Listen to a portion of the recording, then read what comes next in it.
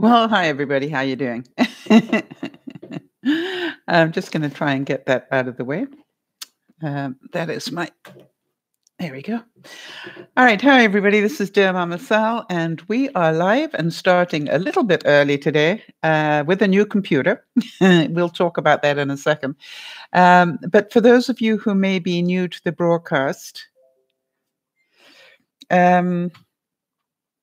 I just gave myself a terrible fright because apparently the sound system is higher on this one. All right. Hi, Jody. For those of you who are new to the broadcast, we're going to be talking about de-stressing today. And if you don't want to hear all the chit-chat we do for a couple of minutes beforehand, just to get everybody time to get in, then you'll notice on the replay underneath here, it'll say from 00 to such and such a time, news and views and updates. And then at this time, the topic of the day, which will be de-stressing. So if you want to cut out the chit chat that goes on ahead of time, although we're inclined to run one into the other, so be aware. Yeah, it's been quite the day for me, but we'll talk about that when we get to the main subject. How's everybody else doing? And does anybody else need to de-stress? And also, while we're sitting here, maybe make some notes to yourself about the ways in which I should not have done that, should I? The ways in which you de-stress that might help other people, because we know you're not the only one that suffers from stress. Yeah, Jody needs to de-stress as well. Yeah, it's been quite the day. I have to tell you, I didn't even think about food until about 3 o'clock this afternoon, if not later. That's how stressful it has been. Yes, you're tired and it's never ending for you. I quite agree, Beth. All right, so that's a good one. All right, so let's just make sure that we understand that some days just life gets in the way. Would you agree with that?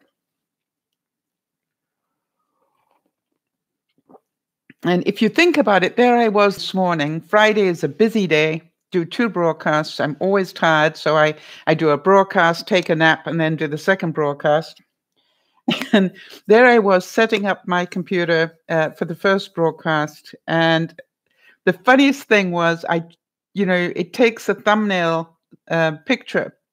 And the idea is that I then go in and put the proper picture that I want up in afterwards. And somewhere between it taking the picture of me with my hair in rollers and putting the correct picture up, something went wrong with my camera. And so I couldn't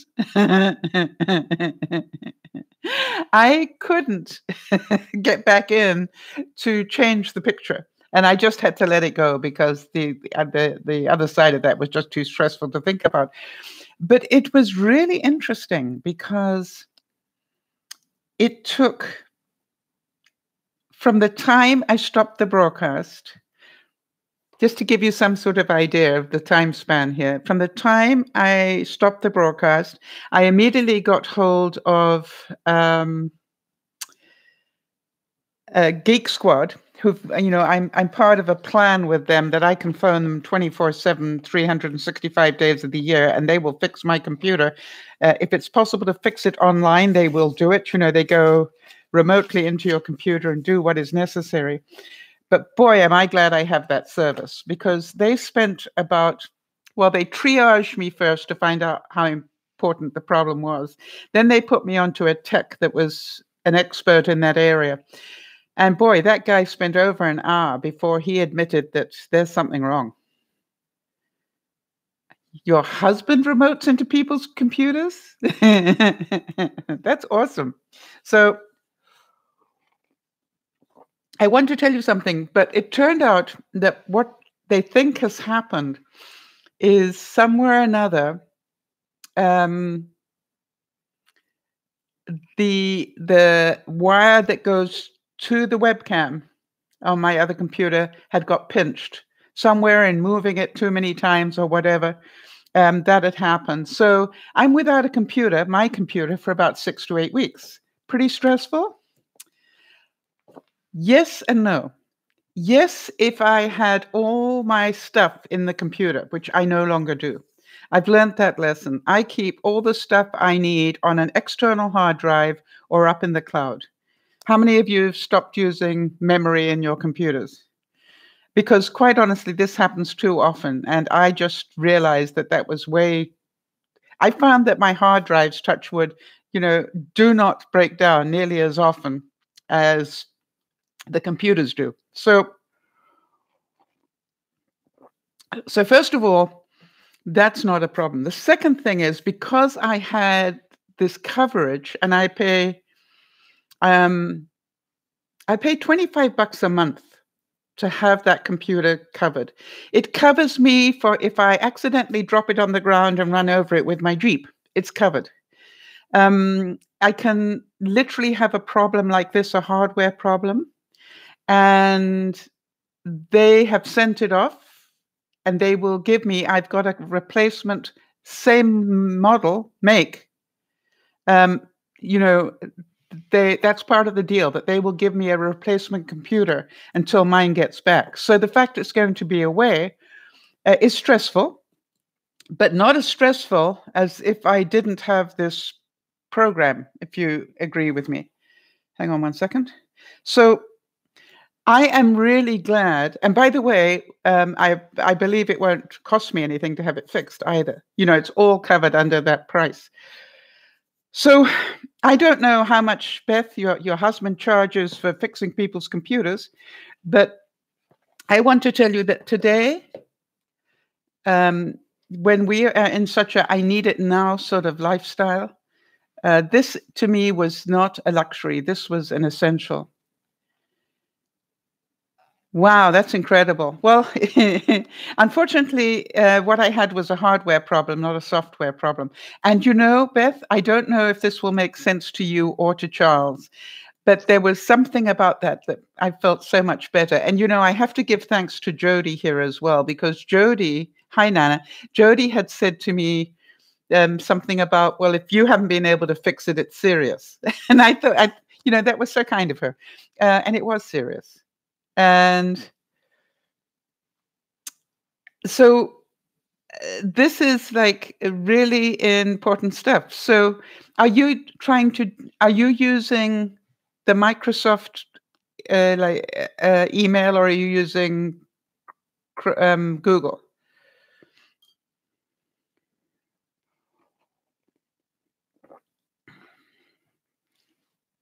I asked two. So the Microsoft one. Okay.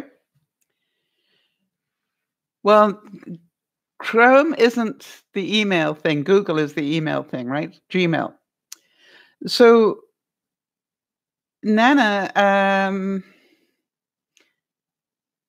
you are married to somebody that is an expert at that. No email on your... Well,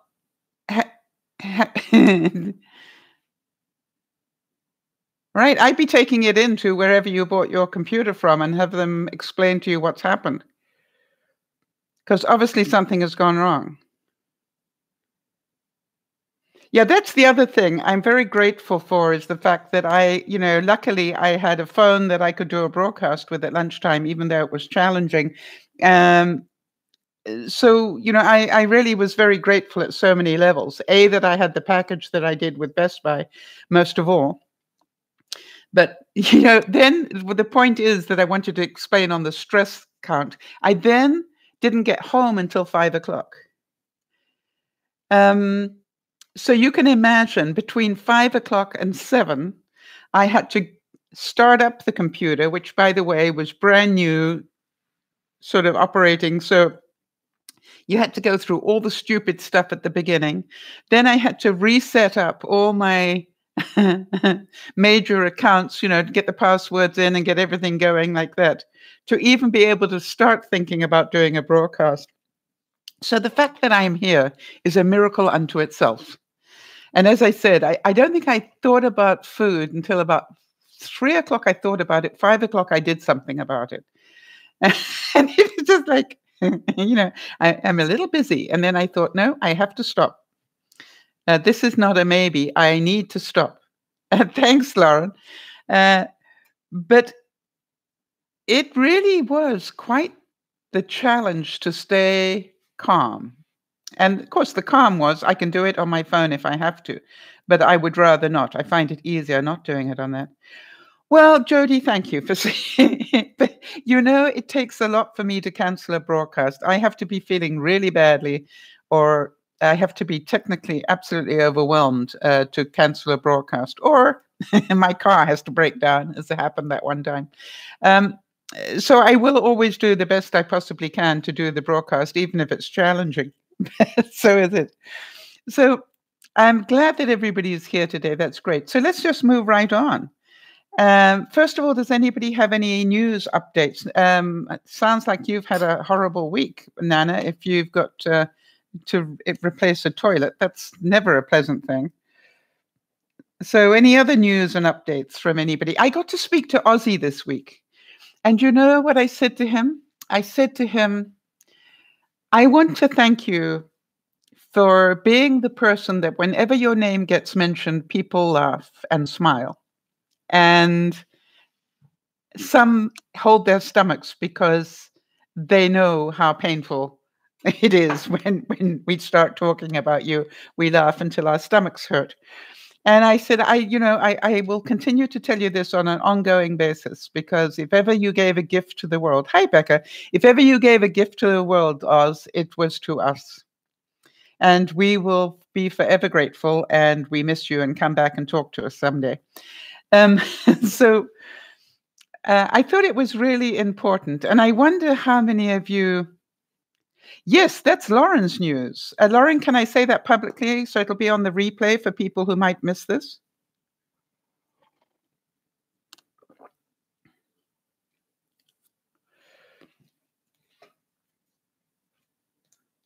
Okay, no, not of course. I would always check that.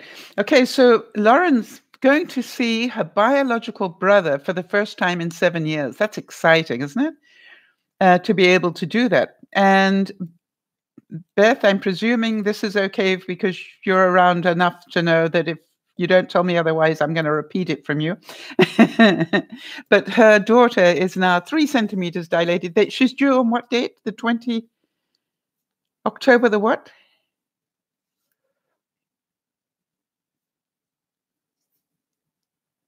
Good, and Becca's got October the 12th. Okay. All right, so that's awesome. And the baby's name again is, I know you told me and I can't remember. Lily, is it Lily?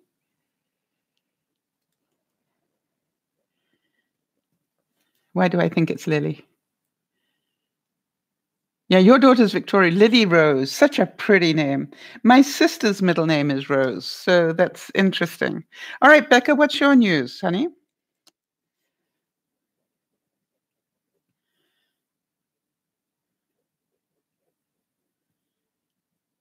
Really pretty name. And yeah, she's now off work until she drops this one. Okay, that's great. Which is not a whole lot of space. It's just under a month. So, mind you, better than a lot of countries where you literally, drop them in the rice paddies and carry on working. So, it's sort of like, wow.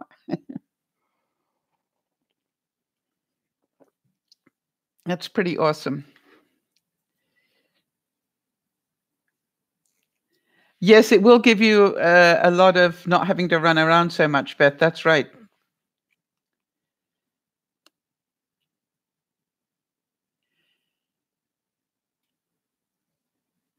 Wow, you're going to be moving out of home? That's a huge thing, Becca. I want to tell you something. We have lots of input for you on that one, if you would like it. I am certain everybody here who's done it.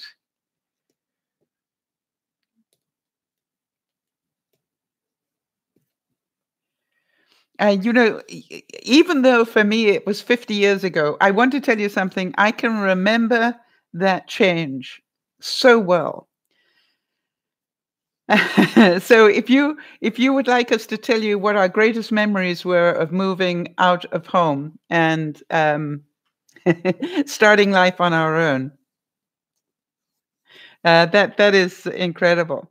Well, I want to tell you something.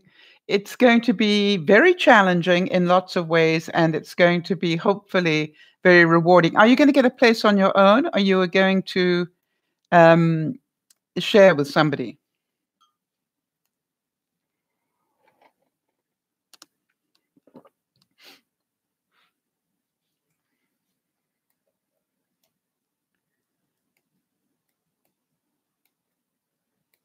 Wow, you know something? I was thinking back. Isn't it funny? I can remember it as clear as day, inasmuch as the second apartment I had when I left home, um, I watched the moon landing.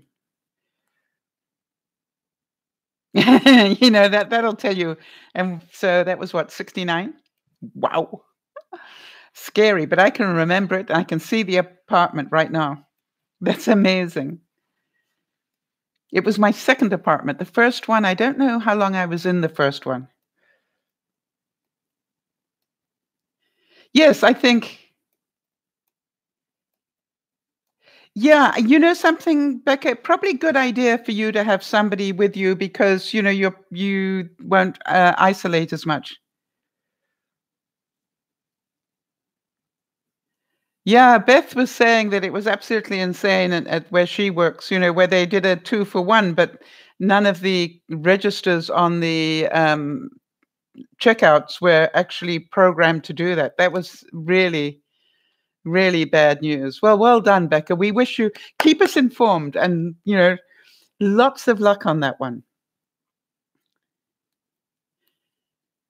I didn't know you both work in the same store. Actually, in the physical same literal same store, just for the different, yeah, different places. That's what I thought. Beth, you're not in Ohio, are you? Why did I have you somewhere else in my mind? I don't know why. Kentucky. See, that's why. You're a country girl. Exactly. So that is awesome. All right. Anybody else got any news that we can share for people who might be watching on the replay? That's amazing stuff. Really great.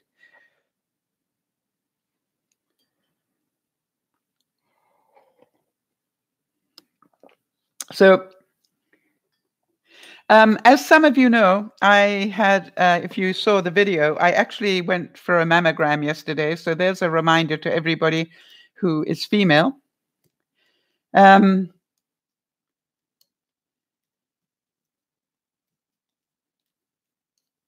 and so please, please, please remember to get that done. Becca, that is wonderful. Yes, you are a huge introvert, but you're also very social. That's right. But I think, you know, there's something, I think you really do enjoy people, you know, and that's a good thing to know. But that's why I would say that it's easy to isolate when you live on your own. I actually, Becca, you'll be surprised to hear um, that you know, never mind. I won't even go there. Yes, you love to be close to people. Exactly. And how many people here relate to what Becca's saying? I've always said to people, I think I'm a trained extrovert. I am very social in lots of ways, and I go out of my way to do that, but I think I trained myself to do that. I don't think I was that naturally. And I do it for very selfish reasons, right? I do like to make people smile, and I do like to make them laugh. And so to me, I feel better when I do that. And I think that's part of why I am as gregarious, if you like, there you are, Becca, you'd like that word. That's why I'm as gregarious as I am, outgoing even. So that, anyway, we wish you lots of luck. Keep us informed, Becca. Yes, you see, you're an introvert with extrovert tendencies. Yeah. Yeah. You like gregarious. Good. All right. That should cheer you up. I can't remember. There's another word that came up this week, and I was thinking, oh, Becca would like that one. Becca is our word master in lots of ways. And by the way, I don't know if you saw that Jody put up, I think it was Jody who put it up, or somebody did anyway, a thing about, do you know all these words? And I was quite surprised how many I did. There were a couple where I had to think twice because although I knew what they were, I had to sort of think, now, is that what the colloquial, is that what the average person thinks it is, or is it what it really means? I've always laughed about that because there are some words that we use all the time, like unbelievable. And that's unbelievable. Wow. When we're really saying if it's unbelievable, it's not believable. It was from Becca originally. Why am I not surprised? Exactly. That was the very point. Then obviously she did it. Yep. Duh. Yeah. It is strange, isn't it? If you like looking at words and how they're built and whether they come from the Latin or where they come from and what they mean, and why they created these words, I think it's I think what fascinates me is the words we add every year, the words that are so typical for the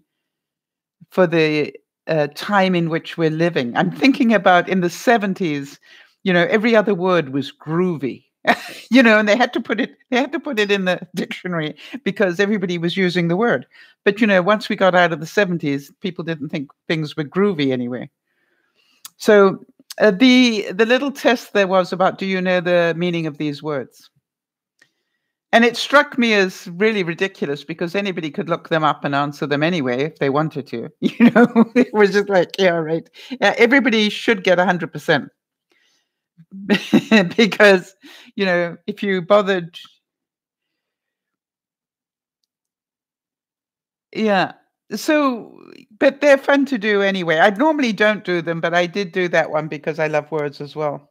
All right, so we're going to take a time check here, Jody, at 22 minutes.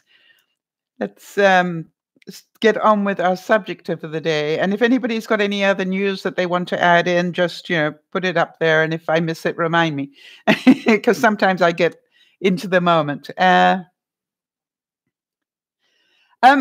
I was playing Words with Friends with Jody and Lauren for a while. Yeah, they gave up playing with me. Very sad. Yeah. Okay. Jody's going to tell you I'm a stealth player. Yeah,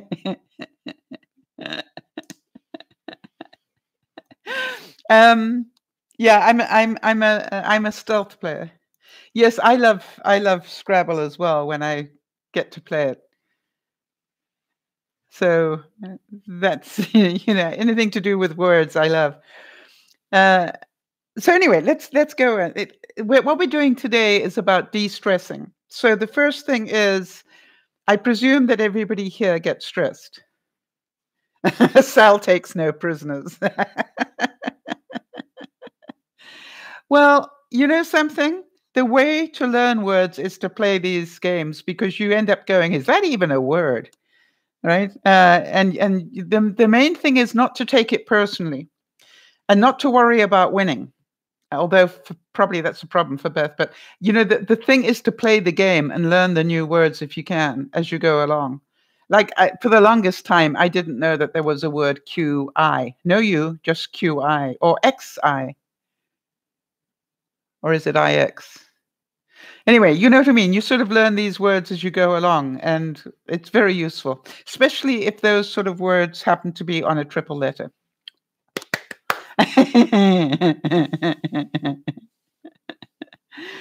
Well, you know something, Beth? You do not strike me as somebody who lets that.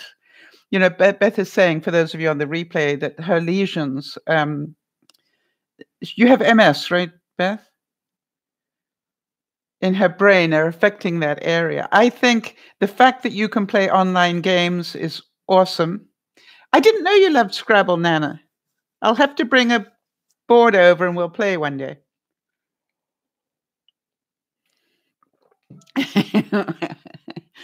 If you would like. Yeah. All right, so let's move on. Here's the first quote. And what I'm going to do, as we normally do, is I'm going to give you the quote just so that can, yeah, I've got one that spins too. That's wonderful. I'm going to give you a quote, and it's about what comes up in your mind today.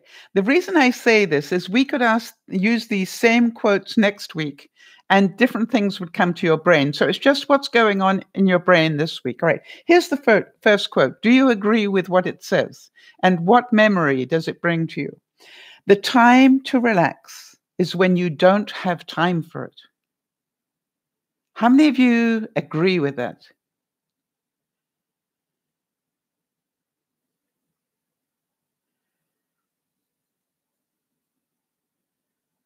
Right? When you think you don't have time to relax, it's the very time that you should relax. Now, I want to just tell you something that I spoke to Oz this week, and one thing that he mentioned, and I think I need to share it with everybody as they come on this week, is he talked to us about, he talked to me about the way to go to sleep that the military are trained. Have any of you seen that video? How they train the military personnel to sleep in any situation, whether they're lying on rocks or whether they're in a bed of nettles or being fired at or anything. They train the military to a particular way to go to sleep because they never know when they're going to have an hour to sleep. I want to tell you, it is so simple. It's scary. And it works. And I don't want to be surprised because obviously they wouldn't be using it in the military if it didn't. But I don't know about you, Jody, but I didn't think it would. But I have tried it, and I don't know why it works as well as it does. But boy, last night, funnily enough, I had to do it all the way down to my neck and shoulders, and that was the last bit I remember. And normally I can just do it in my head, but it was funny. I had to get to my neck and shoulders, and I slept for 12 hours. Now, when do I sleep for 12 hours? I'm lucky if I get 6. So just to let you know, it does work. If any of you would like it, let us know. Yes, with our level of insomnia, that's right. So I just thought I'd let people know in case anybody here has insomnia problems as well. All right, so the time to relax is when we least have time for it. So my question to you all is, what do you do? I think Jamie said that she reads texts from the Bible. That relaxes her, de-stresses her. That's interesting. Does anybody else have anything else what do you do to de-stress?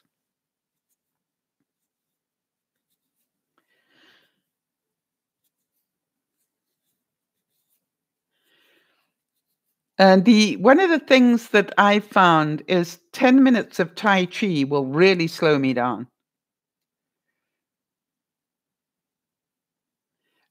Yeah. Jody has found out that crafting, which I recommend to anybody, doing anything creative will slow your brain down. Have you noticed that a lot of the time when you are stressed, it's because you can't turn your brain off. Your brain is just going, you know, 100 to the minute sort of thing. And it's because you can't turn your brain off that you can't sleep. And so, yes, doing something in the way of crafts is really important. If you can do that, later, it is a good idea as well.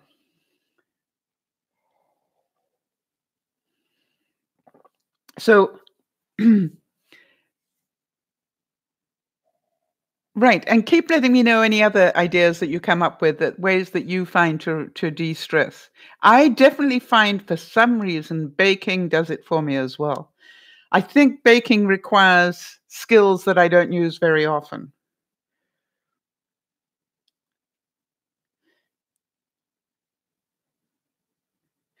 Yeah. So Beth is a Miss Energizer Bunny, and she says her brain sees a task and my brain counts to 5. And then I have to do that task or it won't stop. Wow. That's not true, of course. It's just that you have allowed that program to work in your head. Yes, Nana's saying that she finds that focusing on God, that's interesting that so many of you actually turn to your faith to quieten you down. So to focus on God being larger than whatever it is that's worrying her, all right, whatever's stressing her.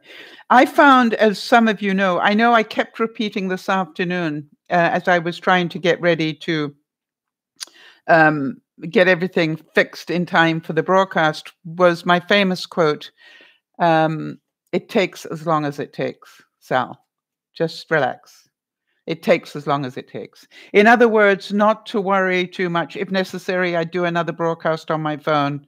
But, obviously I would do whatever I could to get it up and running as it is right now. What I do notice is that the camera on this computer isn't as good as the one on mine, or the vision that I'm getting is not the same.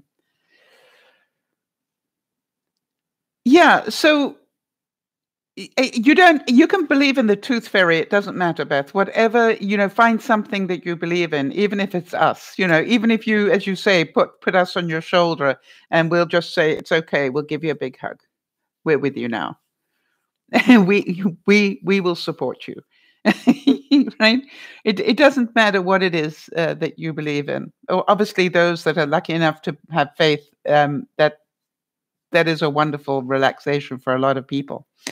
All right, so here's the quote that funny enough, comes up on this one next, which is, one of the best pieces of advice I ever got was from a horse master. He told me, go slow to go fast. I think that applies to everything in life. We live as though there aren't enough hours in the day. But if we do each thing calmly and carefully, we will get it done quicker and with far less stress. How about that one? How many of you agree that the shortcut is not the fastest way in a lot of times? The way is faster than the shortcut somebody else is trying to get you to use. I don't know how many times I've had people try to give me a shortcut to their house, and I'm going, no, I'd really like to get there on time, so I'm going to go the way I know. And that's okay. I'll just leave home earlier than you would. It's just like, afterwards you can send me the shortcut. All right? So yeah. And do you mean that you go the long way rather than the quick way?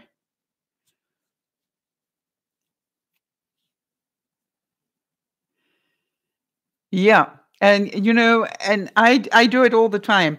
I don't mind taking the extra 5 minutes because I know I will get there, and I know exactly what every corner is going to look like. And there are no surprises except if there's an accident. Now, if there is an accident on the way, obviously I will turn on my GPS and beg for help. But other than that, I'm going to go the way. Now, occasionally, if I'm in a good mood and not, worried about time too much, I will actually let my GPS take me somewhere, because I always get interested to know, how do they want me to go there? And of course, the fact they don't know there's a bridge there right now and you don't have to go the long route anymore is interesting. So every now and then I go, yeah, I know you think there isn't a bridge and I'm about to drive into the water, but there's actually a big bridge there now. You need to fly over and get your maps updated. So don't ever beat up on yourself because you prefer to go the way that works for you in whatever it is in life, all right? Because I think you'll find that doing things the way that it works for you is part of your de-stressing. I can remember my brother once telling me I didn't know the right way to load my dishwasher. And I went, really? You see, I think I know exactly the right way to load my dishwasher my way.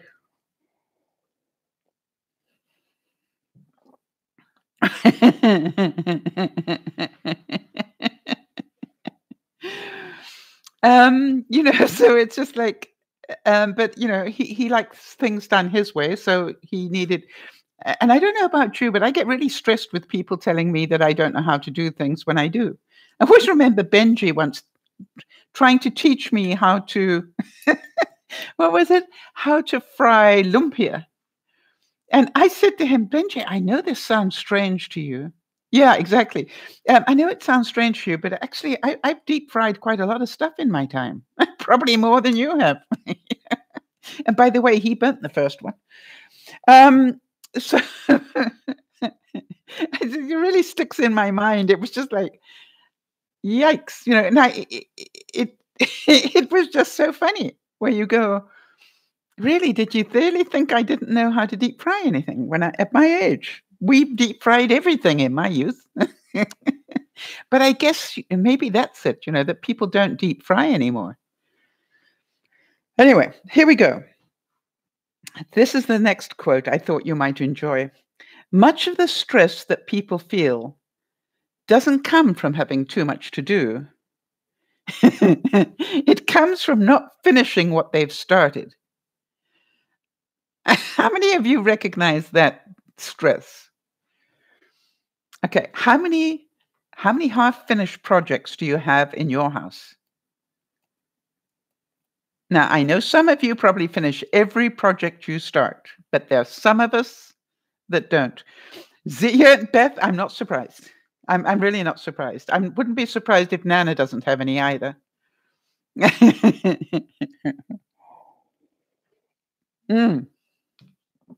But some of us, I found out the hard way when I'm downsizing that apparently one of my hobbies, although I didn't know it, was collecting material I would never do anything with.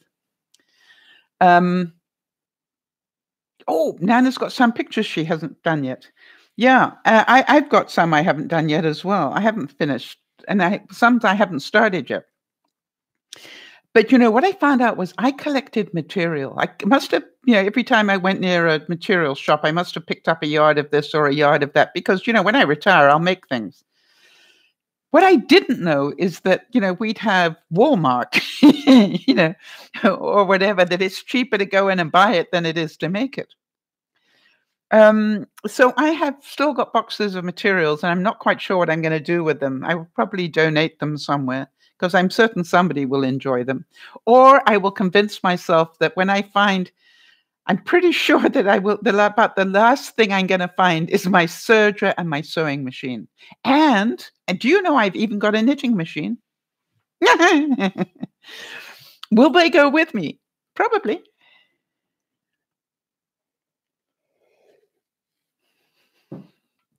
So, I have a good sense of humor about that. Now, the clever thing was, other than my collection of material, I also have a separate collection of wool.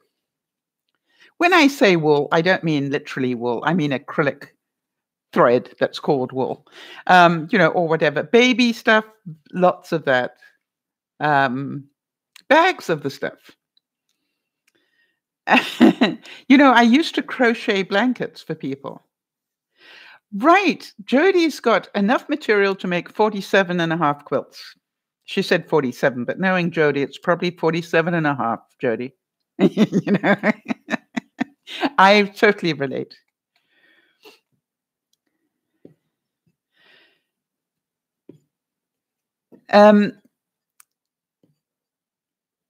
Nana, you shouldn't have to.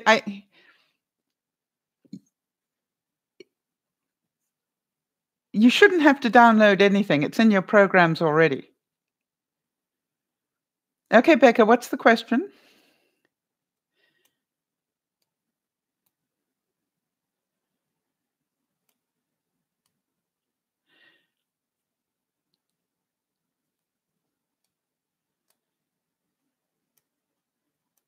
And the other thing is, Nana, have you tried typing into Google, my Microsoft email program isn't working, and see what they recommend you do?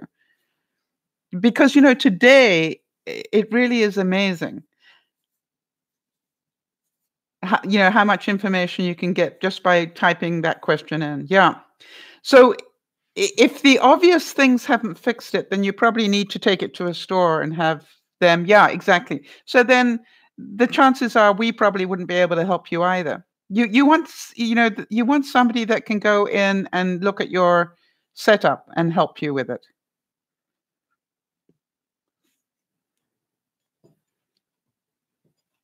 So yeah,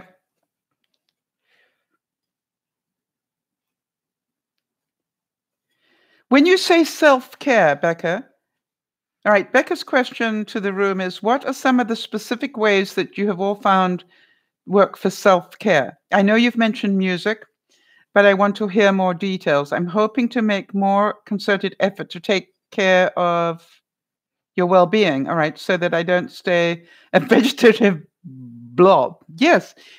Um, uh, First of all, yes, um, it's really important that you find out what makes you happy, Becca. And when I say what makes you happy, if, for example, you know, going out and having coffee with people makes you happy, that's probably the best therapy you can have because you get to talk to people and you get to go out, which is very important. You get to get some fresh air, very important, all those sort of things. Yeah, that makes you smile. What brings you joy. And so I look at anything that does that. Being creative, definitely recommend. Funny enough, I do not recommend hours online watching YouTube movies, even if they're educational, because I think it overloads the brain and I think it overstimulates in some ways. And so be careful about how much time you spend online. I would limit, if I'm trying to look after myself, I limit the time I'm online. I give myself, I can spend 3 hours today, and that's it. I like, yeah, Beth likes to go for a walk. Yeah, and they say, Becca, that anything to do with nature will help you. All right. So that's a good thing to think about.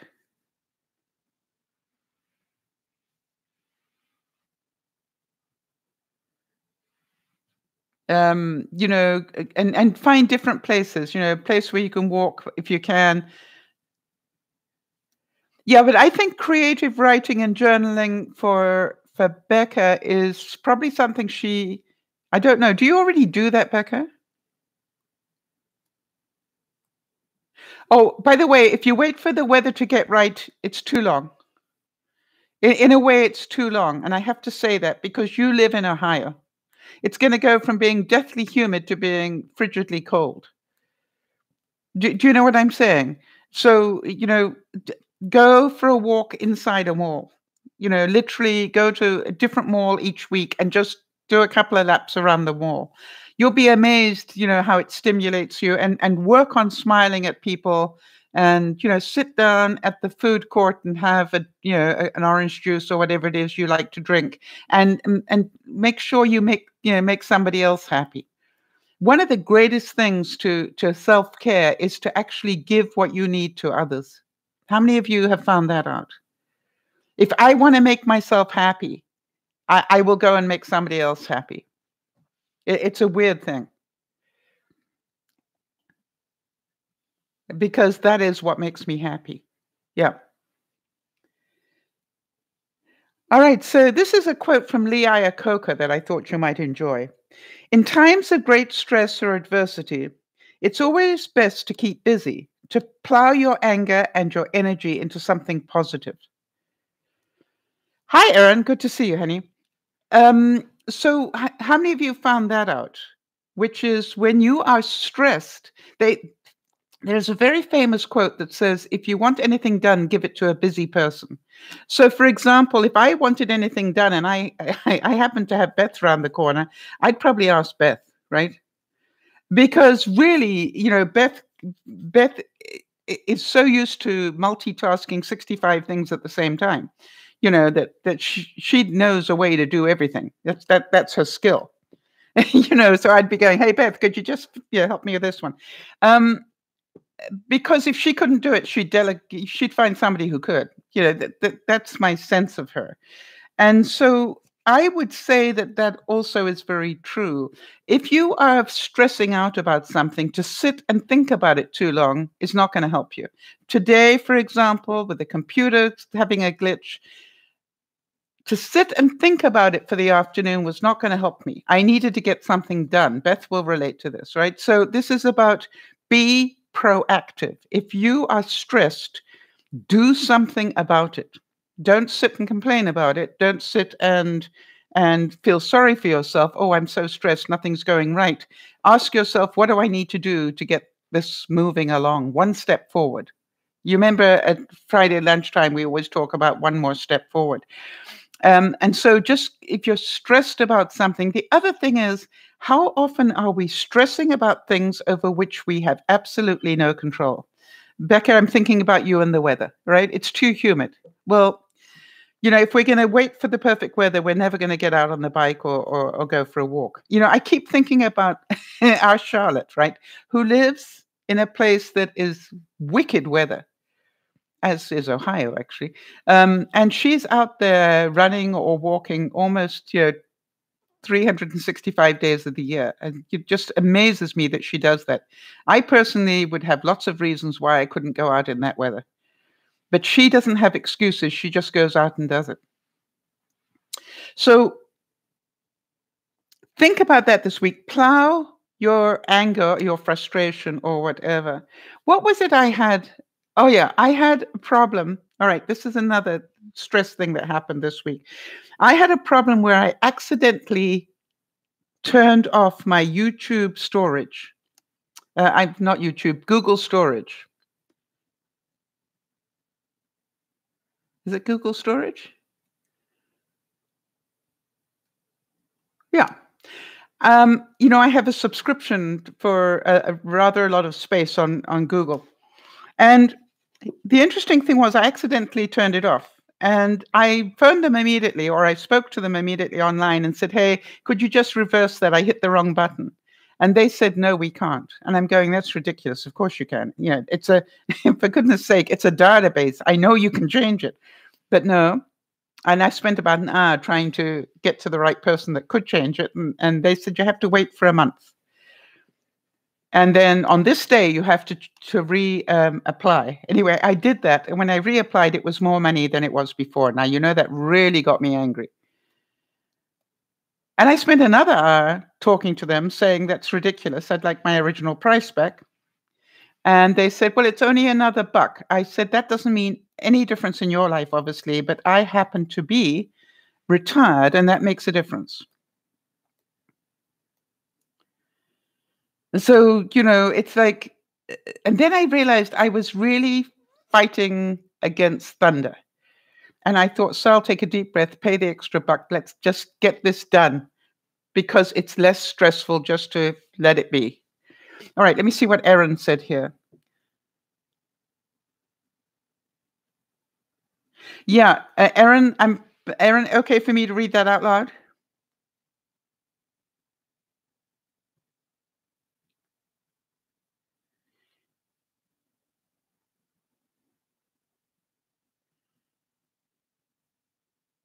Wow.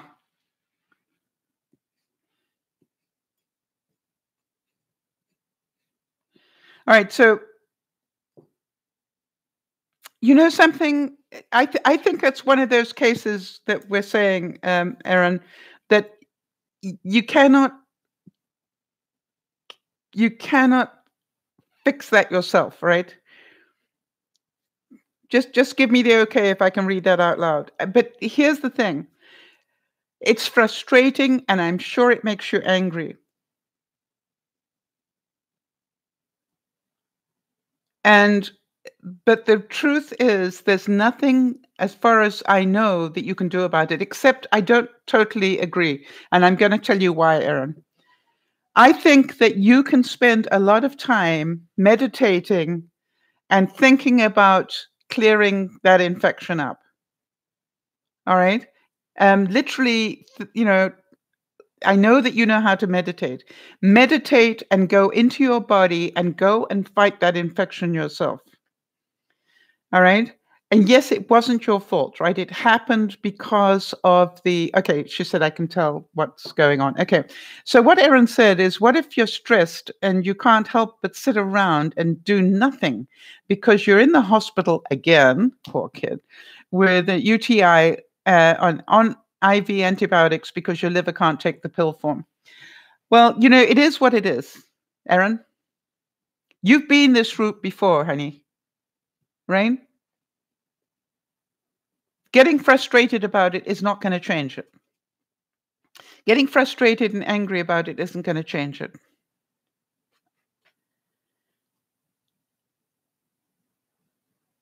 Yes, it's interesting because Beth's saying that you may choose to use your mind to escape. Yeah, I actually, Beth, would recommend using your mind to help heal, to help increase it.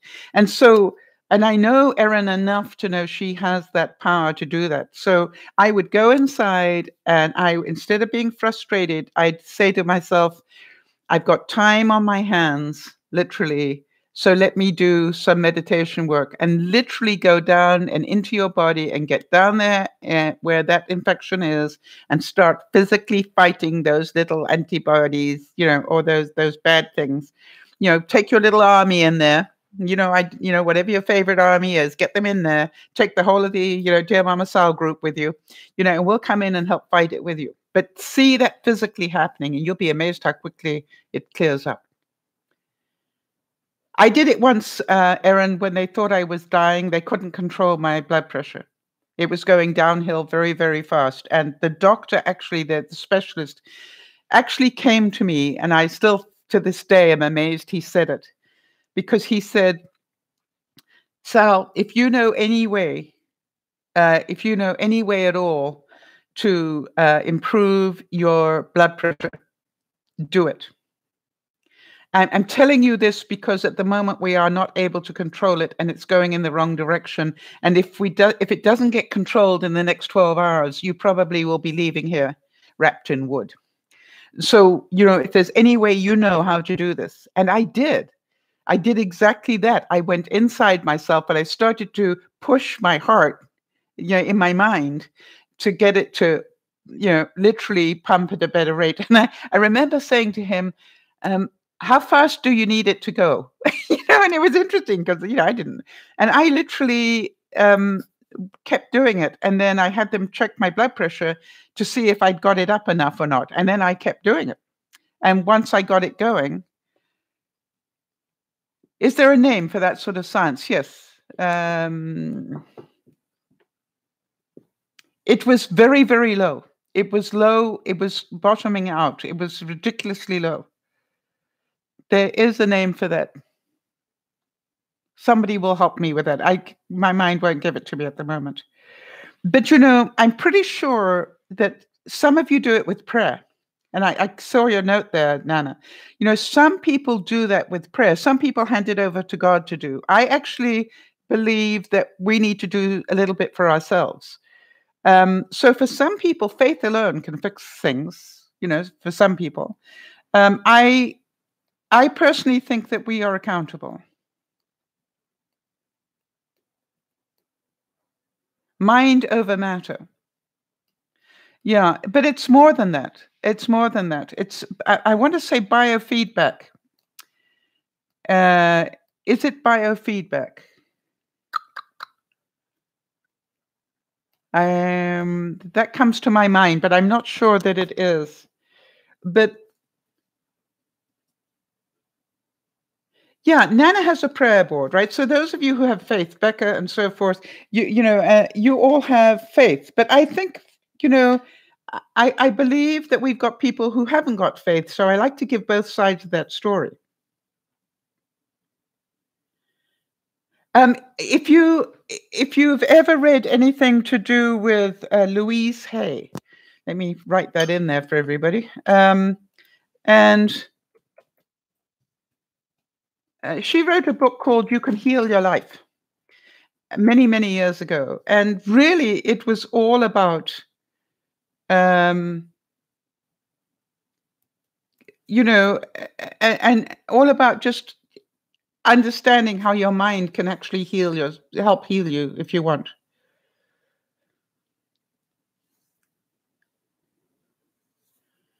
So,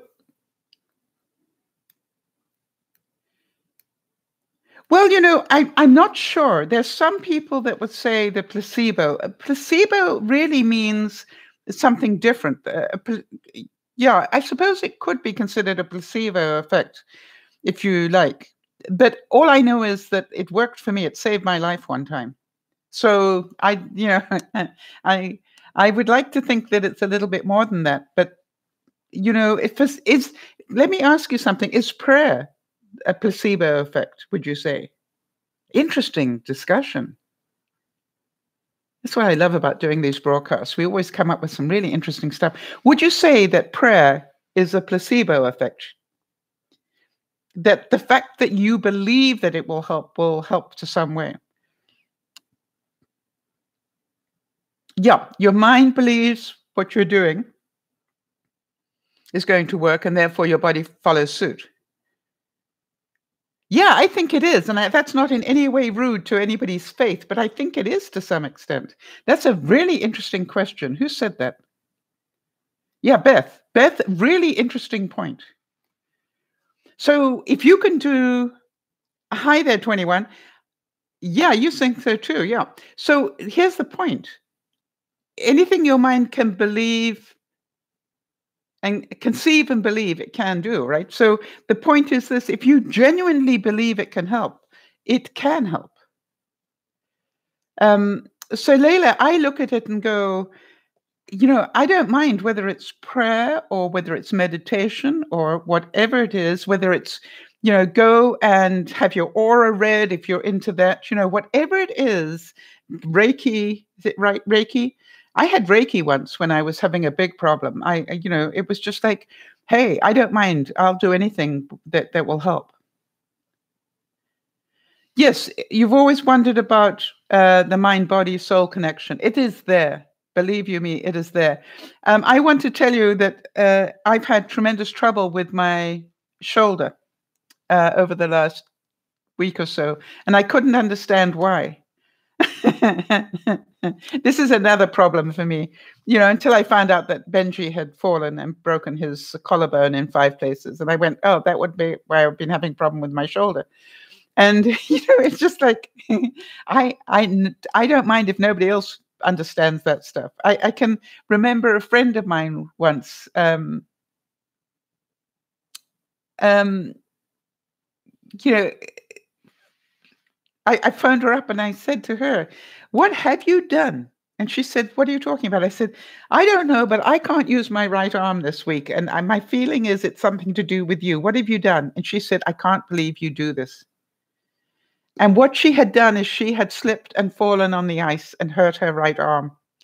And she said, "Yeah, how do you do that?" I said, "I don't know. I just can feel it." And so, it's like I'm a great believer in a lot of that stuff.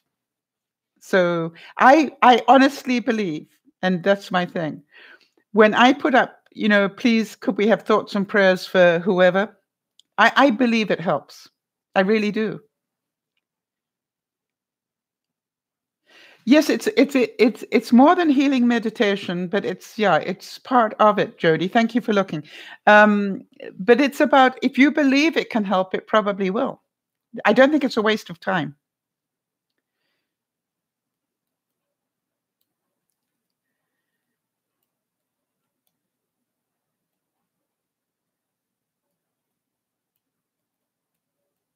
Wow.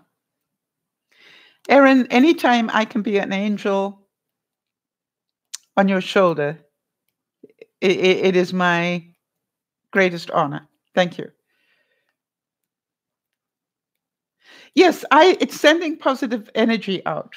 And, for a doctor to come, think about this, for a doctor to come to me and say, if you know any way to increase your heart rate, do it now.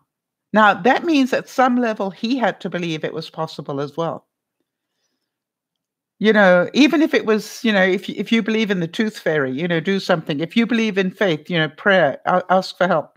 If you believe in healing, your mind can heal your body, do something about it now because you need help. And we can't give it to you. You see, there's certain things that are beyond that sort of realm. And I want to tell you that we all holistic. Thank you. Yes, it is holistic in lots of ways, but it's not about it is. Yeah, it's important. As I said, if you've never heard of Louise Hay, read some of her stuff, because she also taught me, and this is something that I didn't know before. She also taught me that if you've got backache, and Becca, this is interesting in terms of what you were saying about your back. She's saying if you've got backup, the first question, if you've got backache, the first question you want to ask yourself is, what am I not standing tall on? What am I not, where am I feeling so dejected that my whole body is slumping? What am I not straight on and tough on? And the fact that you are thinking about moving out of home, that's a straight back thing to do. Does that make sense, Becca? Oh no, she's gone for a mop. Okay. So does that make sense to anybody else? All right. The fact that she's made a positive decision to proactive decision means she had a strong back to move forward. And so whenever anything like that happens. Okay, thanks, Becca. I'm glad you heard it. All right, so Beth is saying your body can produce chemicals that can heal when you're in a good headspace. Absolutely. Kind of like when you're stressed, your body produces extra hormones that cause physical symptoms. Same with relaxation. All right, so this is the whole thing, that when we do the right things, okay, Nana, we can heal ourselves. And that is exactly what Louise Hay said. I'm not suggesting that you do it without medical help. No. What I'm saying is there are ways we can help ourselves. I think you'll find everybody at a cancer clinic or wherever will tell you that they've seen miracles that should never have happened. And I want to tell you that every time I put out, could we please have thoughts and prayers for so-and-so, I actually believe that it has helped. That's why I take the time to put those up whenever I can, because I do believe there are enough people out there who will do it. So this quote comes from Bruce Lee. It is not a daily increase, but a daily decrease. Hack away at the inessentials. Now, that's Bruce Lee, as you all know, great martial arts guy. What we all do is we've got too much stuff going on in our lives. There's a reason why we are so stressed. If you're holding down 3 jobs, also looking after everybody in your family and a few others to boot, that is way too much for any one human being. And if you don't start de-stressing now, life will make you de-stress. I can tell you that. Life will slow you down. So to me, that is a really good. It's not about what you add to your life. What are you going to drop away from your life? What things are you going to say, I'm not going to do this anymore. I want more time for me. I need more time to de-stress. I cannot keep running at 120%. I need to actually spend some time at only 50%. Beth, how are you doing with the reading? I forgot to ask you that at lunchtime. I want to tell you that it really makes me laugh because I'm now reading 2 books, not 1, at the same time. I mean, this is all because you set up the goal to read. I would not have done this except that you wanted to read, Beth, and I thought it would be a good idea for me to support you. But I am now concurrently reading 2 books instead of just the 1. It just made me laugh. So I hope that you are taking the time. And by the way, I do definitely recommend reading a little bit while you're in the washroom. And I know Nana will think that's very unhygienic, but that's okay. Um, so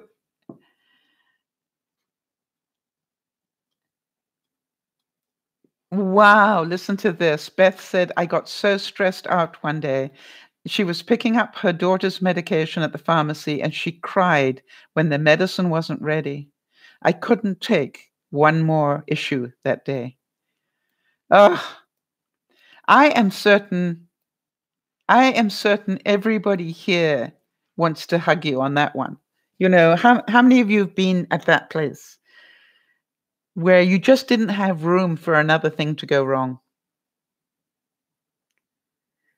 Boy, we really relate to that. And how nice that a lady at the counter hugged you. That's really lovely. Yeah. I think today, I was surprised that I kept it all together for as long as I did. But if I'd then got in the car and the car didn't work, I think that would have been overload for me. So Beth, I really want to encourage you to work on what can I get rid of in my day? Not what am I going to add to it? What am I going to get rid of? And it's not just for this week or next week. It's like for the rest of my life. Ah, isn't that cute? Isn't that cute that the customer behind you actually said, take the time and get her meds first? That's wonderful. I'm so happy for you. Mind you, you probably were there faster than they expected you to be. Here's another quote for you. The greatest weapon against stress is our ability to choose one thought over another. All right, that's pretty painful stuff to think about, but let's think about it. Isn't it true that what causes stress is our reaction in here to what's going on out there? If we're already running late and something's not ready, it's going to add to our stress. But really, you will know if you are in balance with the world if you are going at the world's pace, not asking the world to go at your pace. Wow. There's a quote from me. How many of you agree with me? That we want the world to go at our speed. I've always said there's only one thing that causes me stress, and it's people. People not doing things my way or at my speed or, whatever. Beth, do you agree with me? It's like, hello, I own this road. What are you doing on it? I'm in a hurry, you know? And I used to be ruler of the universe. And I thought I was so important, for the longest time. And so,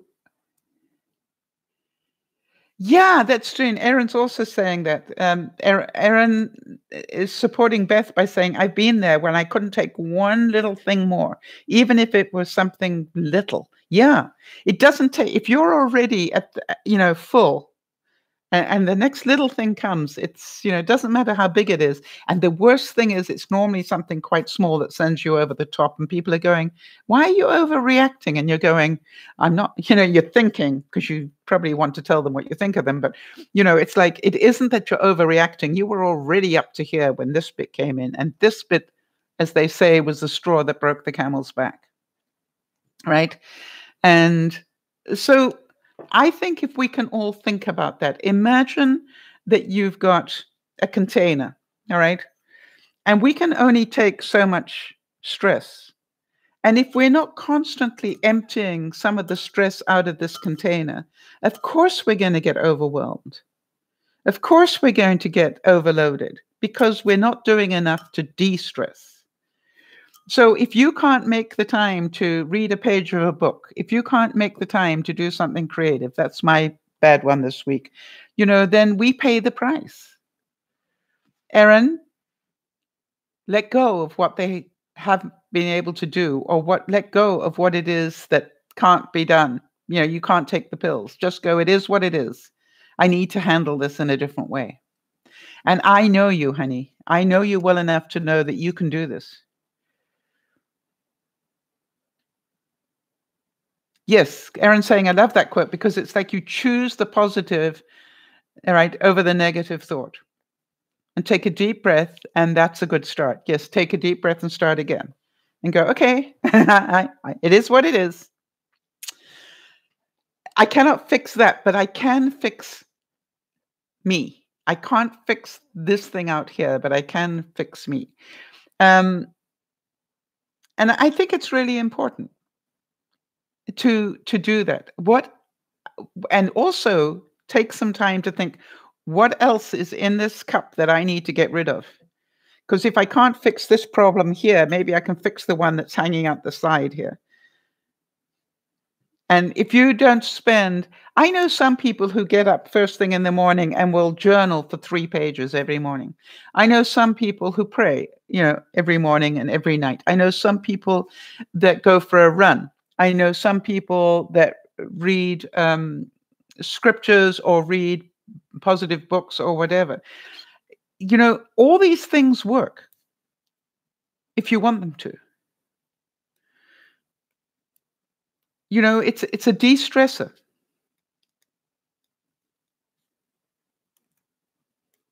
Yeah, Erin says, my daddy says the same thing about people, Sal, which I'm sure will not shock you. No, it doesn't. It doesn't shock me at all. But I think the amusing thing is, we're prepared to say it, Erin, where most people wouldn't, right? Yes, Beth. Beth's saying, I caused my own extra stress by thinking I'm Superwoman. Yeah, I'm afraid you did. And you continue to, Beth. But that's okay. You're going to learn the hard way. I mean, it's not okay. We'd like to save you from that, but you're not going to, you probably won't listen until the world stops you. And I'm hoping that doesn't happen, but, do what you can. All right, so let's take another quote here and see what it brings up for you all. By the way, any other super women in the room? Or is Beth the only one? I know that Jodie was Superwoman as well, right, until the world stopped her. And, hers came in the form of illness. But I wonder if anybody else is Superwoman. Wow. Thank you, Leila. I appreciate that. Thank you so much. For those of you watching on the replay, if what I'm talking about is of any help, feel free to go to the DearMamaSal.com page. And there is a donate button there if any of you ever want to do that. I really appreciate it, Leila. Thank you. So, this is the whole thing, which is, are any of you trying to be ruler of the universe? Because if so, a superwoman, take off the cape, take off the crown. Somebody else, Nana will tell you, God's already doing that job. You don't need it. You don't need to do it. So other people will tell you, hey, let the next person take it. You don't need this. I know so many of you, just by talking to you, spend more time looking after other people than you do looking after yourself. Seriously? How smart is that? How smart is that? Right, and here's Beth. Now listen to this. This is beautiful. Beth says, the baby coming soon, that's her granddaughter coming, Lily Rose, will stop my world. I just want to hold her and enjoy simple joys in life. Her first smile, her first everything. Beth, if you can do that and not spend your time running around trying to fix everything for her family, if you can just take the time to enjoy her quietly. But I know you enough to think that you're going to be out there buying her everything she needs. You're going to be out there making sure she's got the right food. You're going to be out there doing da-da-da-da-da-da-da. Right? Instead of letting the parents do that.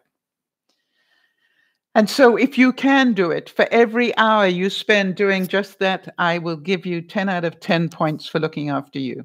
And every, that you just spend holding her and talking to her and rocking her. That would be wonderful, Beth. But Beth, knowing you'll be doing that with one hand and playing the game with the other, I'm sorry. I've just known you a little while now, and I think I got a bit of a number on you now.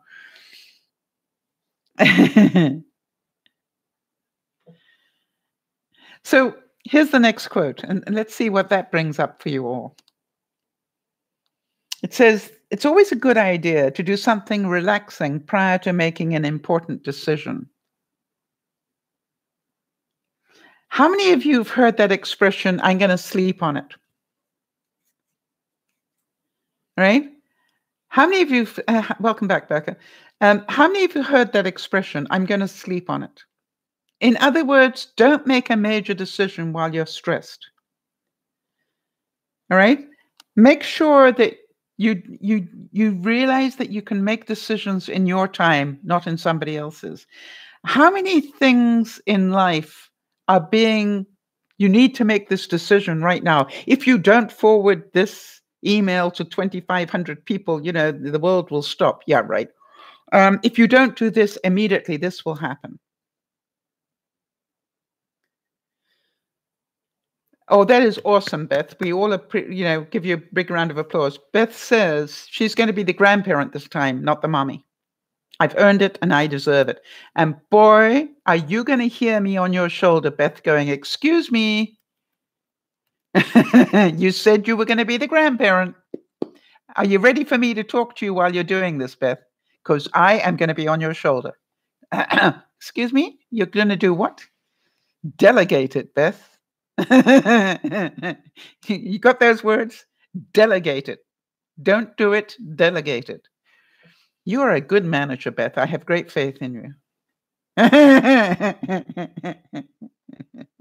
Not the day that you cut yourself with the box cutter. No way.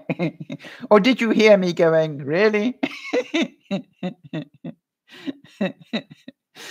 I felt very badly. I thought I'd let you down that day, Beth.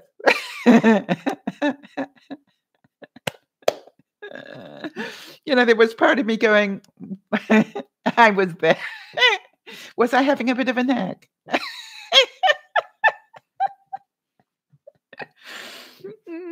I'm sure you could see my face. You did what? It was so cute. Linda was on at lunchtime and she was slow the heck down. Yeah.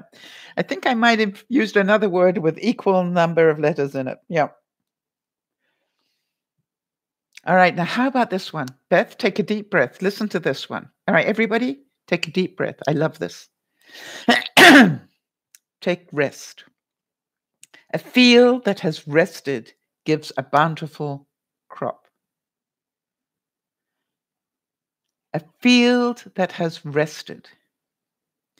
Now, question, because I got smart people here. Do any of you feel like you're being lazy when you rest?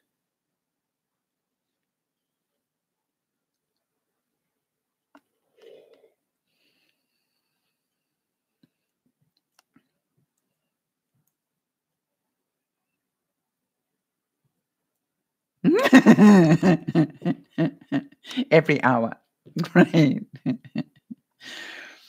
So do you, now, Beth, think about this for a second, and the rest of you. Actually, she doesn't ask for money. She offers people the opportunity to donate. I'm sorry that you see it that way, Nana. To be fair, it's because she has donated $5.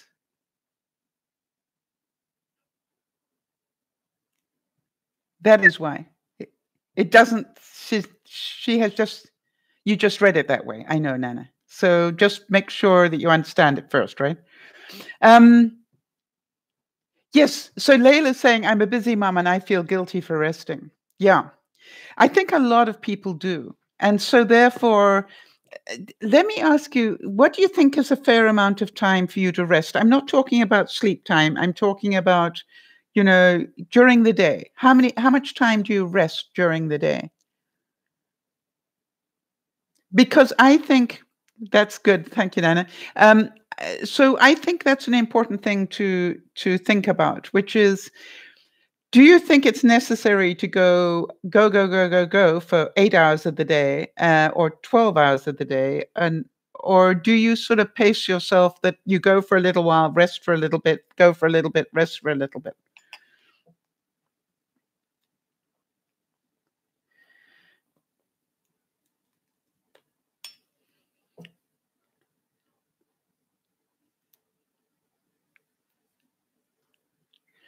So the reason I ask that is because I know a lot of people, including myself, feel really have a problem with actually resting and not doing something. We feel this need to be doing all the time.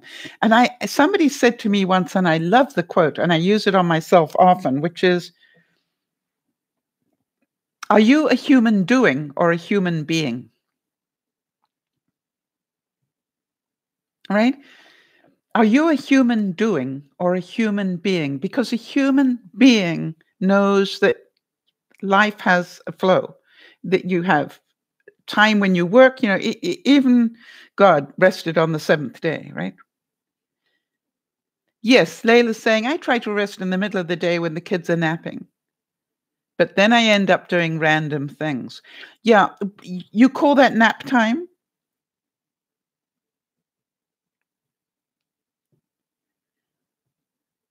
Layla? Is that what you call it in your life? Because maybe that is a good idea to, as Nana's saying, take a nap every day. When the kids are napping, yeah, maybe you give yourself permission to nap for an hour, and then you can do the random things for an hour. How long do they normally nap for? And by the way, that is okay.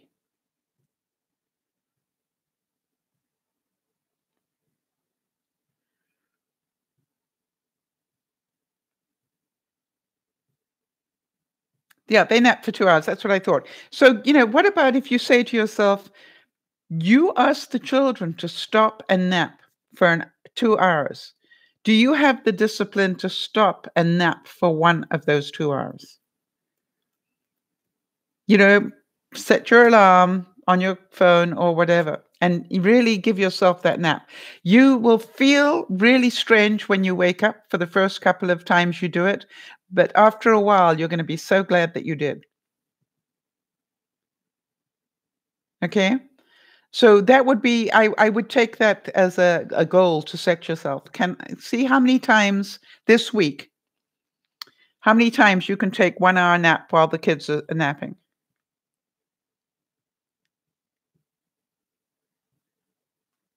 No, it's not resting. No, you're kidding yourself, Layla.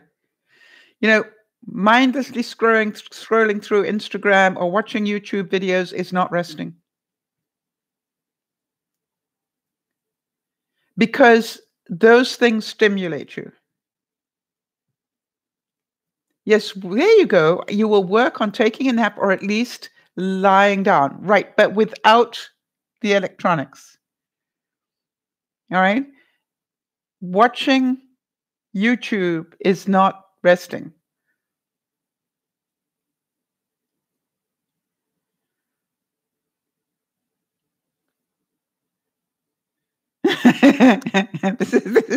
This is Beth. So many of us can relate to this. Beth says, because she is so wonderful at this, I always intend to take a rest, and then I talk myself into doing extra stuff, to have more time to rest the next day. But the next day, I do the same thing, rinse and repeat.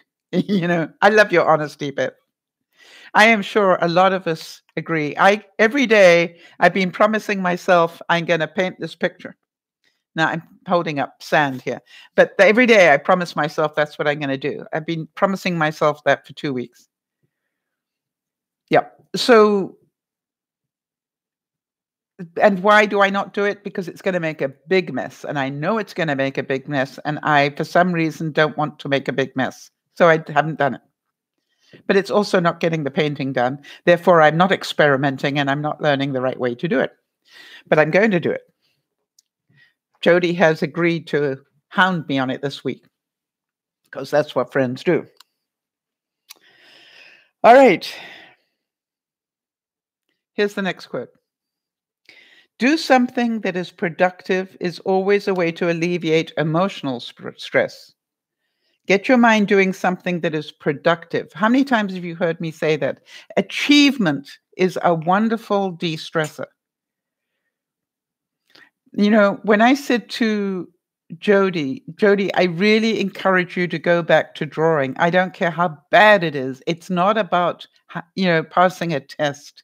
It is about slowing your mind down. And, drawing slows your mind down. Reading slows your mind down. And, Jody has told me and told us here as well that it actually has worked for her.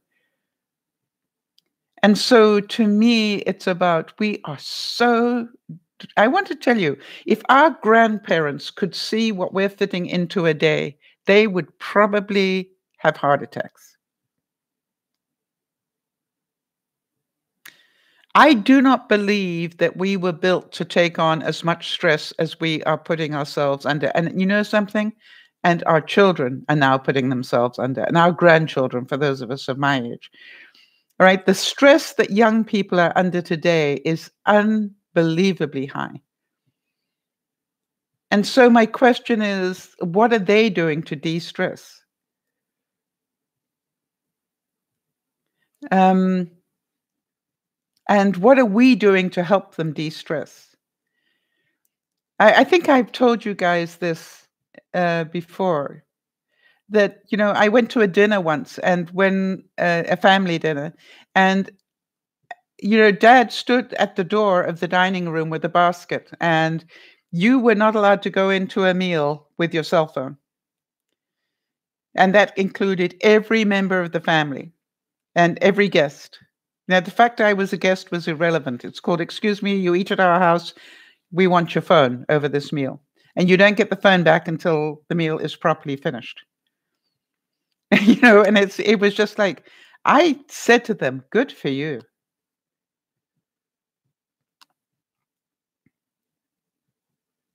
So, all right.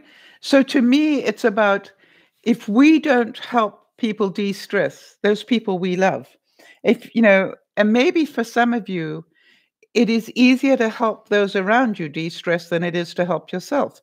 I can't help thinking, Jody, in what way can you see that Lionel could de-stress? He goes to the baseball, but baseball's finished. So what does he do in the winter to de-stress?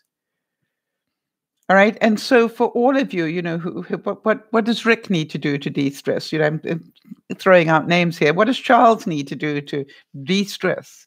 Sometimes you can see it more easily in other people.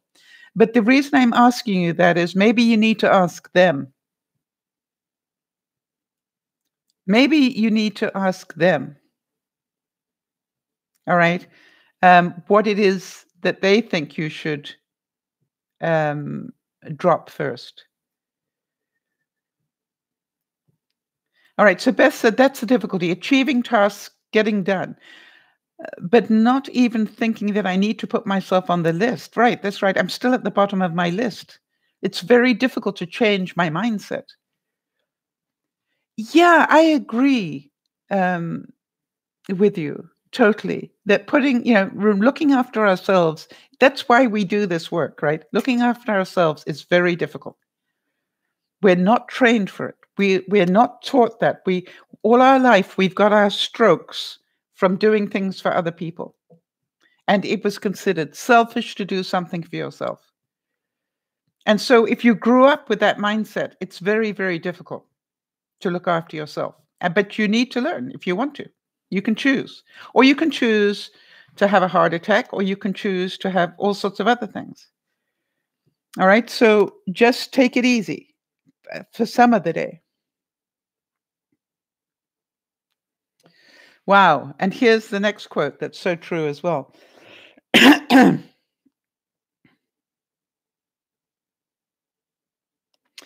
The greatest mistake you can make in life is continually fearing that you will make one. The biggest mistake you can make in life is continually fearing that you will make one. What is it you're so scared of making a mistake on? Well, I want to tell you something, Beth. You say that since you've been on the broadcast, you know that you can put yourself first and it's okay. I want to tell you something that it's the fact that you are going through this process, you know how many people you are helping, right? And it's like, it's really important to know that in dealing with your stuff, you're helping other people deal with theirs. And I've always loved your honesty about your stuff, right? Because that's not easy for a lot of people to admit that. But you can not only see it, but you can see where you have really been shooting yourself in the foot. And so to me, this is amazing stuff. And if you can see, yes, and that's a good point, right? Just sitting here every week, you're working on yourself. Yeah. You're probably getting a sore head, Duh, that's me. And how about it's not stress that kills us, but our reaction to it? It's how we see it.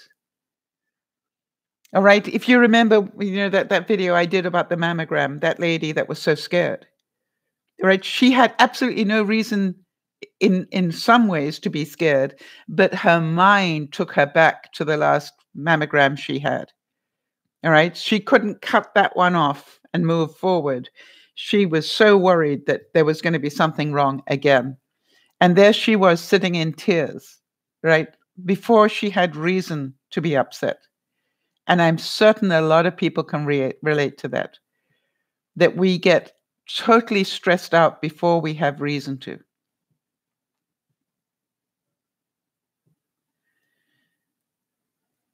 And so part of me, I was thinking about the fact, I asked the question last week, maybe where I'm going to move to is on a floodplain. That was because of all that was happening in North and South Carolina. And I'm thinking, I wonder if it's on a floodplain because, I know the area and there's a river runs through it, if you know what I mean. And I'm going, wow, with the water levels rising, it'll be very interesting to see how much that water rises and will I be at any risk. So the next time I'm out there, I'm going to take my phone with me and find out what the elevation is. Make sure I know how high I am off the floodplain.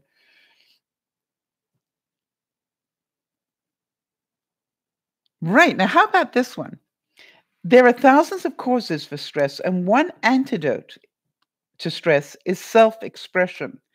That's what happens to me every day. My thoughts get off my chest, down my sleeves, and onto my pad. Yes. Now, whether you do that, um, um, whether you do that on paper or whether you do that on YouTube, not on YouTube, but with your private group or whatever that you may be part of, I want to tell you, um, I have a group that I'm part of, and I actually will say I need to vent because something really is making me, stressed. And I'll just say I need to vent, and I will. I don't need anybody to fix it. I just need to vent. All right. And that is a very important thing because it's okay to be angry. How many times have you heard it or have you said it to children? Put words to that anger. Did any of you tell your children that? I can see you're angry. Put words to your anger.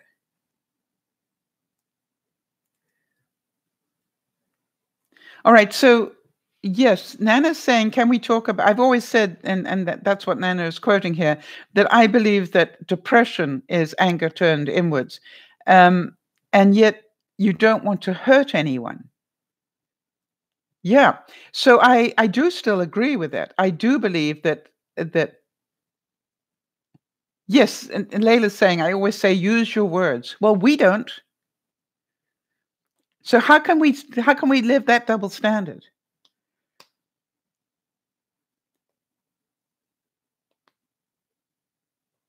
All right? So how can we live that double standard? Hi there, sweetie.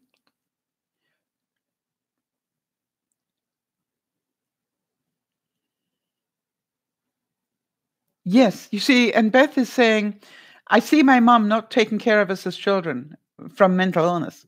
It started then. If I don't do it, it won't get done. I'm very afraid and angry that someone will see who I really am. Oh, you know something, Beth? Oh, you know, that honesty again is amazing. What if they find out who you really are? And what if you find out who you really are? I used to say that on stage a lot, Beth. I used to stand up on stage and say, there are times when I really wonder what would happen, if they found out I really don't know what I'm doing. And I'd say that to the audience. Would you, at the moment you actually think I'm an expert at this, but what if I'm not?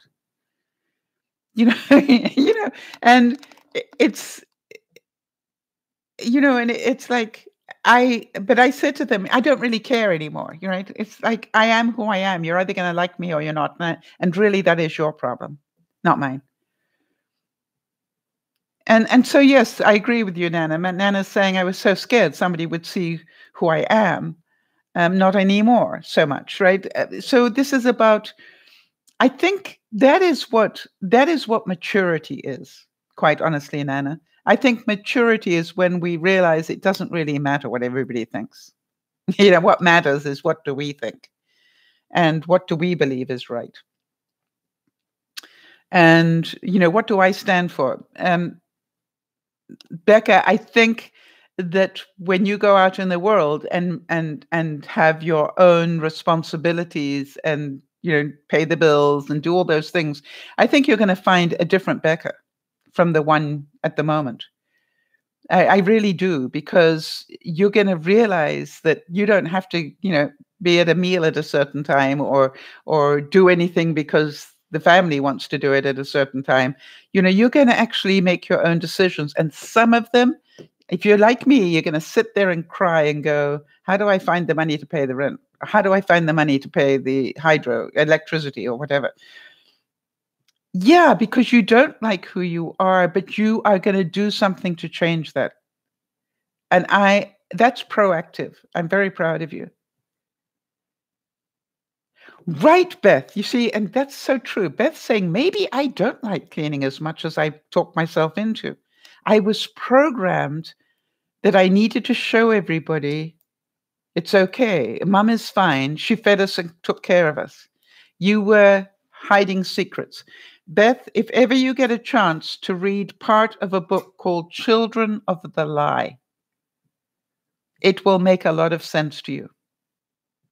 Yes, you were burying yourself from feeling your real emotions, and you didn't want your mom to be embarrassed. You didn't want people to think badly of your mom, so you took the role on of being mother. And you are not the only one that did that, right? There are a lot of people that did that. And it is a natural thing. And that's why the book was written called Children of the Lie. The children became adults before they needed to be. And because of that, you didn't have a normal childhood. And you've probably seen me explain that before, Beth, that I believe we go into survivor. Are we talking about taking care of our parents? Yes, as young adults. Yes, I am. Parents who were meant to be looking after the children, but the children ended up looking after the parents instead.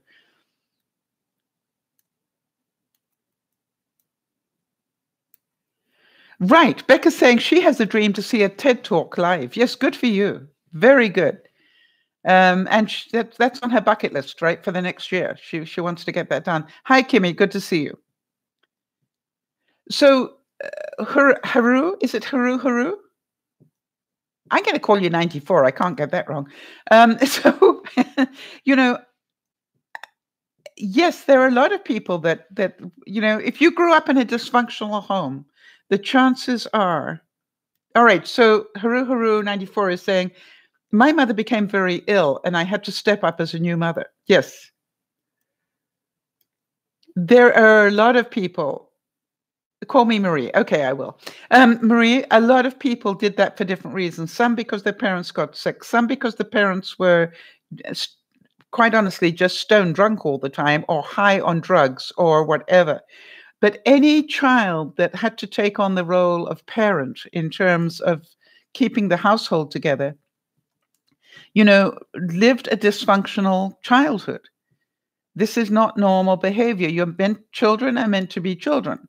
Now, we all get the children to do chores and do those sort of things. We're not talking about that. We're talking about when they literally were doing the work that the parents were meant to be doing. It's almost like being a slave to the mother or father. So if you grew up with that and you had to do that, then you grew up faster than is normal. And some of you grew up because of abuse, and some of you grew up for other reasons. So understand that teaches you, Beth. I would say that it's very important that you can see that had an impact. You didn't want other people to see you as a family that wasn't coping, so you made sure it looked good. Yeah, and Maria's saying, I did a lot of catering to my little siblings. Quite normal, right? You acted as the parent. You became the parent. And it happens a lot. As I said, it happens a lot in families of addiction. If anybody in the family is addicted, then or yeah, Marie, I agree with you. Sometimes Marie is saying, sometimes I wish I could have enjoyed my childhood. Yes, I'm certain you're not the only one. At 18, I acted like a 25-year-old. Yep. Isn't that the truth?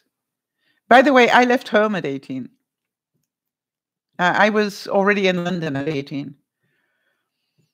So, to me, it was like we all have our version of this. And those of us that don't appreciate those of you who do. So, so that's awesome, Marie. How has moving out changed your life? Because Becca's about to do that. So I can remember 50 years ago when I moved out, and it's just like, wow. I was finally able to come to terms with the fact that my father could take care of my mom and my siblings. Good for you. And now you're able to go to school full time and concentrate on being you and doing the best you can for you. And that is a way of looking after the family as well. All right. That's very good. I'm very proud of you. That takes a lot of courage. It really does. Really, I want to tell you that really takes a lot of courage to do that when you've got that situation going on. And I'm certain some people have judged you for it, Marie, and that's okay too. You know what I mean? Because in life, some people are always going to judge you, but you know that you did the right thing for you, and that is very important.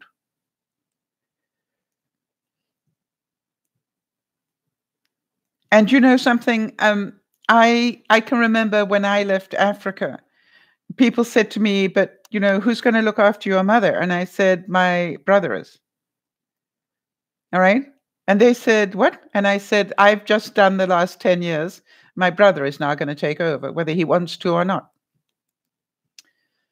And it was like, okay, step up. Where is it written that only the women must look after the parents, right?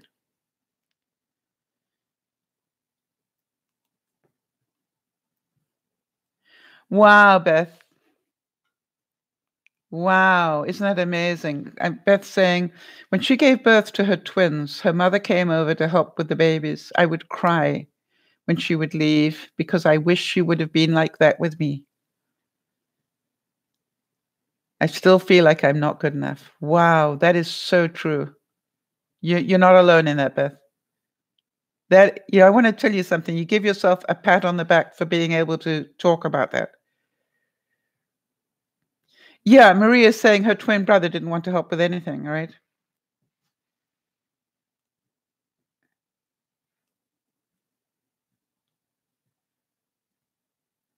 Right. Now, this is another area, and good for you, Kim, for being able to talk about that as well. Kim saying that she made a huge mistake in getting married to to leave an abusive mother and stepmother, only to be married to another abusive person. How many of you relate to that? How many of you know that if we don't do the work on ourselves, we actually attract the very things we're trying to avoid? And that is scary, but it's true. I have people that I know, and they they are enabling people, right? They enable people to not look after themselves, and they will phone me and go, "Why does this keep happening to me?" And I said, "Because you are not clear on what an enabler is. You keep attracting enablers because you want to fix everything for people, and that attracts enablers." A friend doesn't fix things for people. A friend encourages them in fixing it for themselves. People who want other people to fix their problems are Klingons. They are not, right? If you're an adult and you want to fix something, all right, you need to fix it, not wait for the knight in shining armor to come, and fix it for you. This is like, it's up to you to fix it. You can ask for suggestions. That's fine. Right. So, all right. So another viewer, thank you for coming in. Magwamp, that's awesome. All right. Said she left an abusive father to marry an abusive person. Why does that happen? Because you don't know. First of all, I want to give you both a big hug on this issue. The reason it happens, and by the way, I did it in a different way myself, because we don't know what a healthy relationship looks like. Marie is saying, I've always been a fixer. I feel like I've put myself last in lots of situations to make others happy. I'm sure you did. You have every reason to feel like that because it's the truth. Right? Beth knows about that one as well. Put yourself last. Make everybody else happy. But that's not, so thank you for coming in and talking about that, because when we can see it, right, as clear as day, as Beth says, she can see it now. We have hidden that for so long.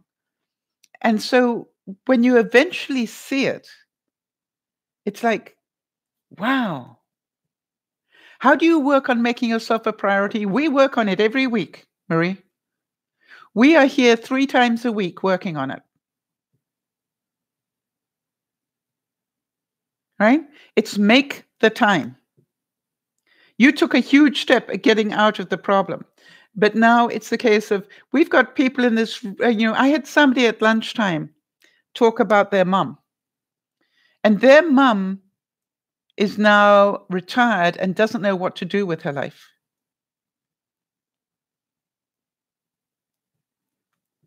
Right. So Layla's saying sometimes, maybe subconsciously, the person being abused doesn't feel that they deserve to be in a positive relationship. I have a different input on that one. If they don't know what a positive relationship looks like, if all they've ever seen is abuse, if all they've ever heard is abuse, then they think that's normal.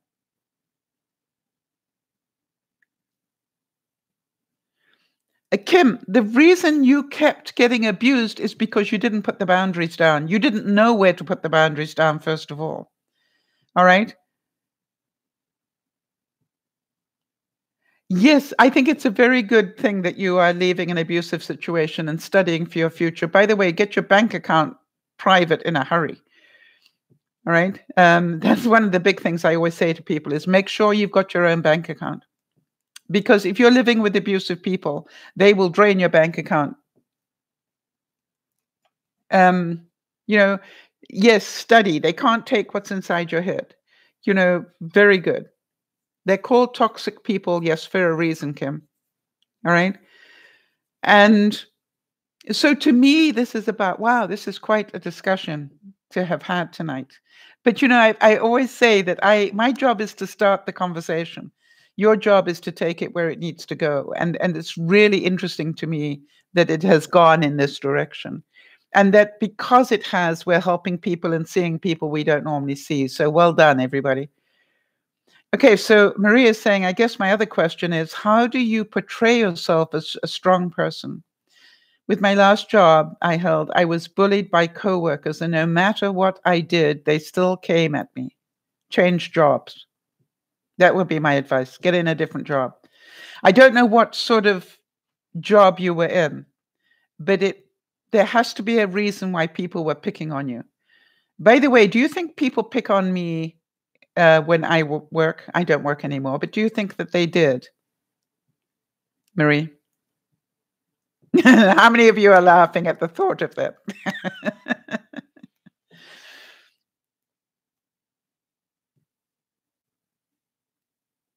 You were the lead teacher of 2- and 3-year-olds and they were picking on you. That's because you didn't have boundaries. All right?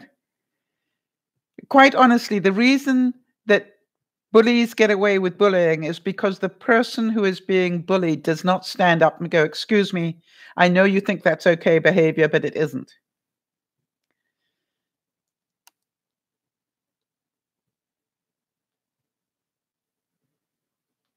Wow. You see, Beth is saying, oh my gosh, I wonder if my husband would have married me if I'd shown that I was damaged. I was still in hiding mode when I got married. I want to tell you something. I bet you he loves you twice as much now that he knows what's true. You know what I mean? I'm sure he admires what you've done. And Becca's saying, toxic relationships have been one of my strongest intriguing things to discuss. I want to know, Sal, how you would explain in a sentence or two what a toxic relationship looks like. A toxic relationship is one that makes you feel bad. One where you are shamed. One where you are treated like an idiot. Where you are abused mentally, physically, socially, whatever. That is toxic. To be in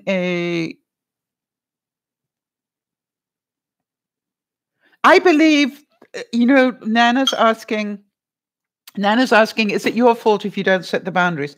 Only once you know about boundaries, Nana. I always say to people, don't be angry with people who haven't set boundaries if they don't know about them, if they don't know that they're entitled to have them, if they don't know it is their right, because ignorance isn't bliss. Ignorance is very, very painful. I did not know about boundaries.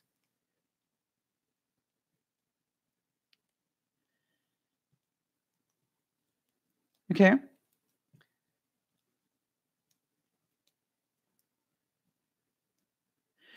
Yes, many people do not aware, but listen to Kim's story, because Kim said, I tried that. Her granddaughter was verbally abusing her, and she set down a boundary, and then she called Department of Family Services on her. Now, I don't know what you did. I presume you didn't swat her one or whatever, because you're smarter than that. But, it's a difficult one. But I want to tell you, I would not let a granddaughter abuse me. And so, to me, this is like all of you. Does toxic automatically donate abuse?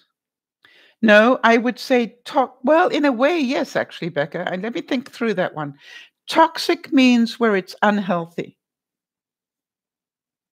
All right. Unhealthy means that you are not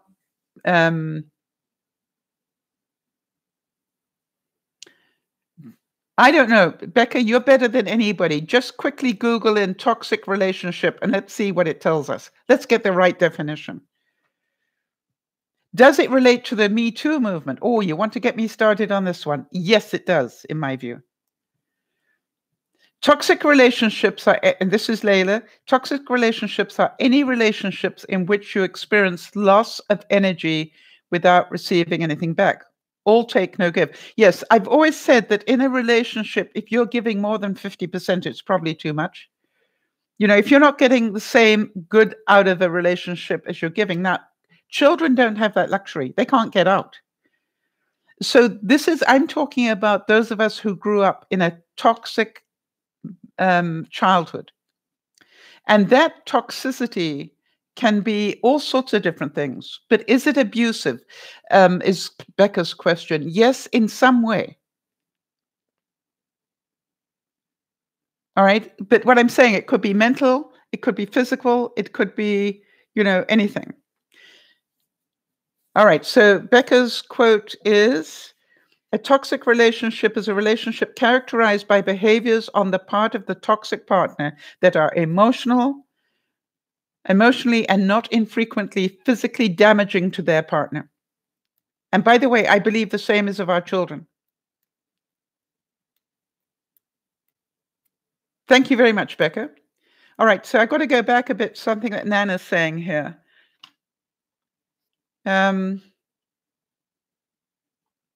Nana's saying, that we need to give 100% each way. So I think what I'm trying to say here is, if you're always giving to try and get strokes from somebody, that is toxic. That's what being codependent is. That I keep trying to make this person love me, and this is how I do it. I think Beth, really understood this. All right. So Kim's saying, I don't know why a parent would let a 12-year-old stay out every night. Well, I don't either. And I don't think that is right either, but I'm not the parent. Okay. So as a grandparent, what do? Do you call family services on your daughter or your son-in-law or whatever, your son, for not looking after your daughter properly? We are responsible for their safety. And so, I know people who have done that until 12 or all hours of the night. Yes, I'm Nana's saying she would. But at what age today they sided with her, right? So you've done the best you can, Kim. All right. You've done the best you can. I had a neighbor who I thought was abusing her child emotionally. And I also called family services, and they sided with her as well. And I let it go. I went, okay, I did what I believed was right. I can sleep at night. If whatever happens now, I did my best, and that's all I can do is my best. And so I would say that that I am sure that whoever you ratted on, is very upset with you. But you are responsible. As a grandparent, you're responsible as well. Are you a godparent to this child? Because I think if you're a godparent, as well to any child, you have a responsibility. Yes, and Kim, that's called out of your control.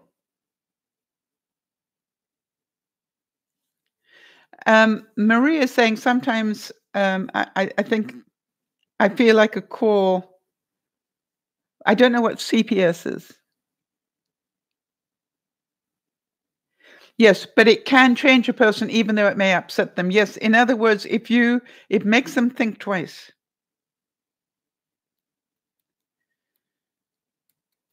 She ratted on you for grounding her. Well, big deal. We don't care.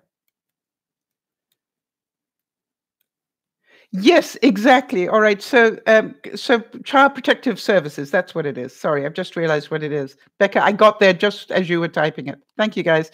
Yeah, they call it something different here. Yes, I think that sometimes it can be a wake-up call. All right. And Maria's saying CPS was called on my father when I was young, and he was told that he'd be taken to jail if he didn't change. Right. And so somebody needs to be the adult, right? And he did a big change not to lose you. Yes.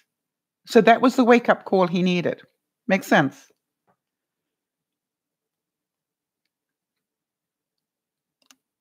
So I want to just make sure that everybody understands that your experiences are vital in helping other people.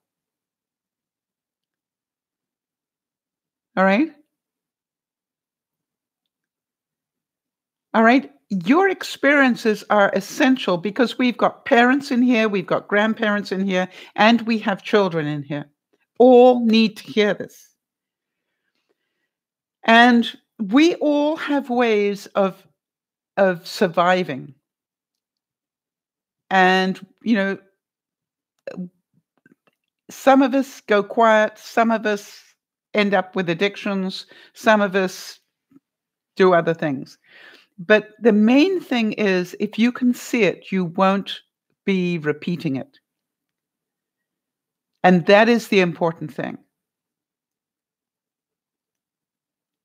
Can a person be toxic to themselves?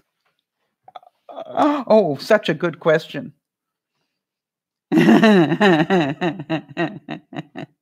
Yeah, of course you can.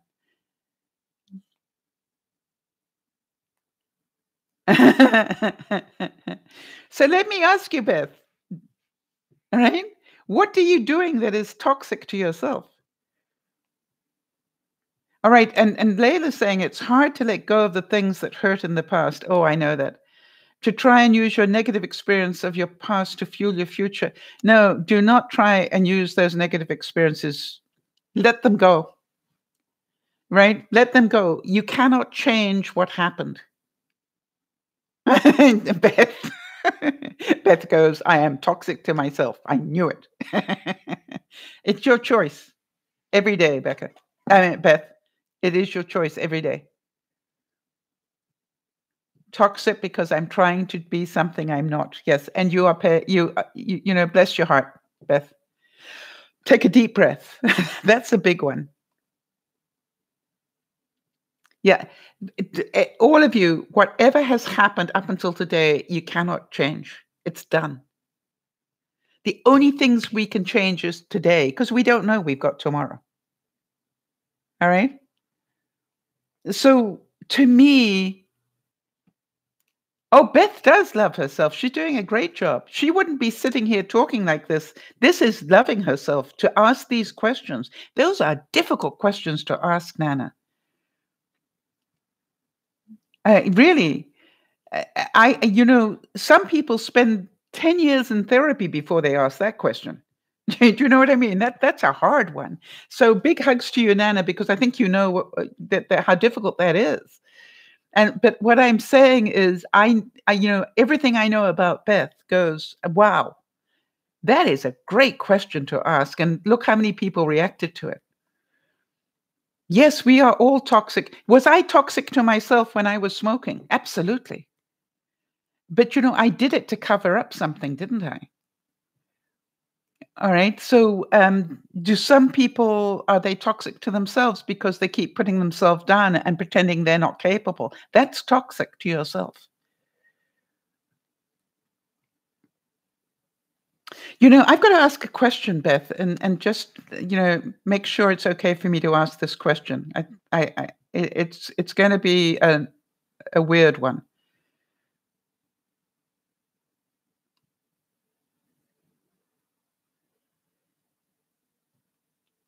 Wow. Marie, bless your heart. I really appreciate that. Marie is saying, Mama Sal, you've helped me in the past, and you are such an amazing person to talk about these topics that a lot of people don't want to talk about. I know, that's why I'm here, honey. You gave me goosebumps. It's the very reason I came here. Beth, here's my question. At any level, are you really scared about how angry you would get if anybody actually allowed you to tell the truth? And are you at any level worried about the damage you might do if you got that angry?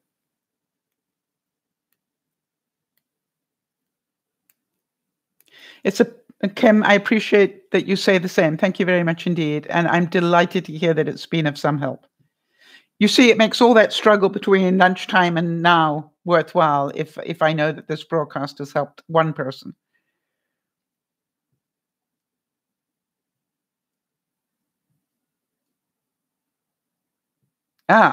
Okay. So Beth says no. You see, your anger, you keep turning onto yourself. All right? You don't punish other people. There are a lot of us in this room that punished ourselves. It's always your fault. You always take responsibility. Well, you're wrong. Bethy, look me in the eyes. You are not always at fault. You are very rarely at fault. And you just were taught that you were. Right? And that's when you were a child, and you're not a child anymore. You know better. All right? You are a smart cookie, Beth. And you are, you've spent your life trying to make up for other people. And it's like, this is okay. You've done everything you had to do. You looked after your mom, you've looked after your children, and now you're looking after the grandchildren. With all due respect, Beth, I think it's your time now. I would love to know what you're going to do with your time. What is the vacation you've always wanted to go on? Start planning it. You know, you know, yeah, Marie agrees with you. And that's, I really, I want to tell you something, Marie, that anybody that has been in a toxic relationship of any sort will agree with you, right? Marie is saying, I did that to myself a lot. I always said it was my fault and it's hard to deal with. But one day I snapped and screamed at my brother and my dad. And from then on, I realized it wasn't my fault. Good for you. Wow. Kim saying, I got challenged the other night to tell the truth about my childhood and teens. I was so confused, hurt, and mad because I got accused of things I did not do. How many of you relate to that one? And Maria is saying, I was doing what was right for me. And then my sister and my mom hang on a second. I was doing what was right for me. And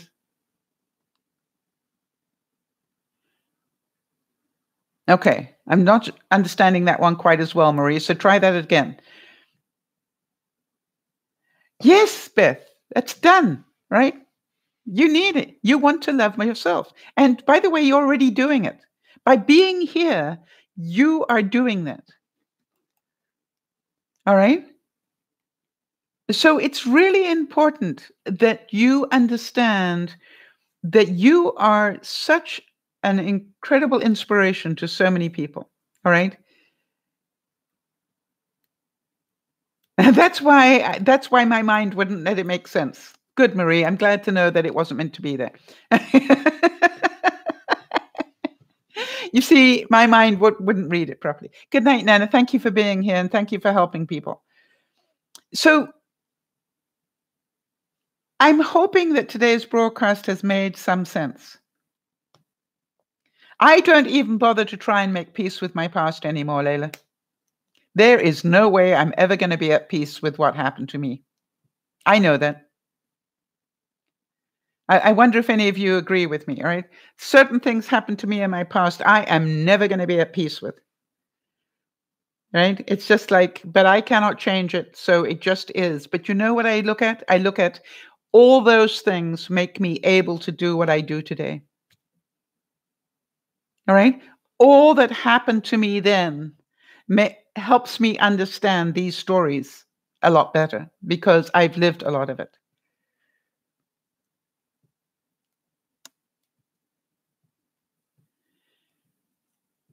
Yeah, I want to tell you something, Beth. There is nobody. We officially are out of time, but the question did come up on the Me Too thing. I really want to tell you that we were very badly programmed. Yes, and Marie, I agree with you that what happened to you in your childhood happened, and you can't change that. It happened, but it has shaped you into who you are today, both good and bad. All right. So I know, and Beth and the rest of you who understand what I'm talking about, I know that my tendency will be towards depression if I don't keep myself positive. Why? Because I have a tendency to punish myself for stuff. All right. It makes sense. So I really, all the decisions I've made about downsizing and doing what I'm about to do is about protecting myself from myself. Beth, does that make any sense? Yes. But you know something, you might also want to slow down so that the thoughts can go out on paper and not keep haunting you. Right. Kimmy's saying, and a lot of you will relate to this, when someone hurts me, I hang on forever and I get angry. I need to learn to let go. Beth, I don't know if any of the jobs that you do actually offer benefits, but you probably would do really well to get some counseling because you're ready for it. And yeah, so I really, if you like, Beth, I will teach you a good way to do that journaling, um, to do what they call cognitive therapy with yourself.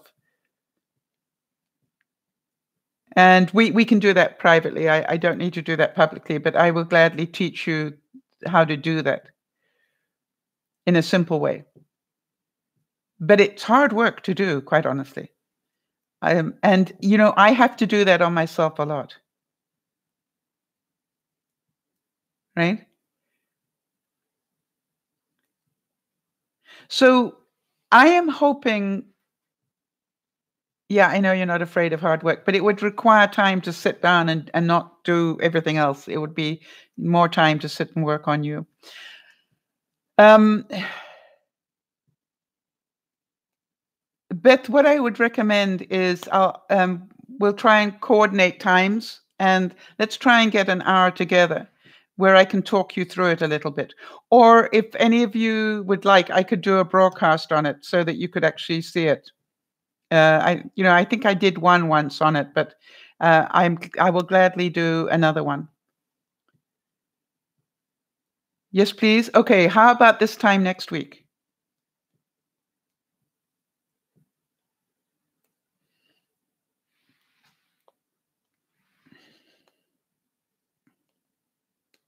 Okay. So we'll do, well, that's what it would be. Yeah. All right. So how to correct your thinking? It starts at 7 o'clock Pacific time. Where are you, Marie?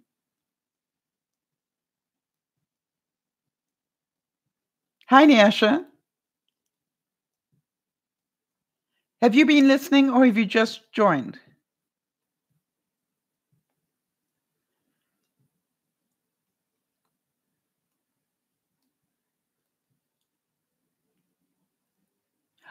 You're in North Carolina?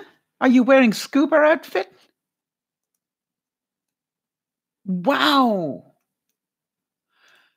Oh, Nyasha, just to let you know, I'm about to stop the broadcast, but there will be a replay of this, and it's a pretty powerful couple of hours. So it'll go out live almost immediately. But the start time, what was the start time of the discussion, Jody?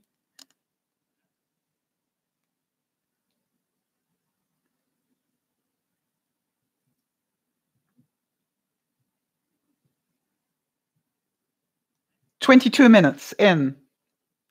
Nyasha, we started this topic at 22 minutes, so really recommend that you watch the replay.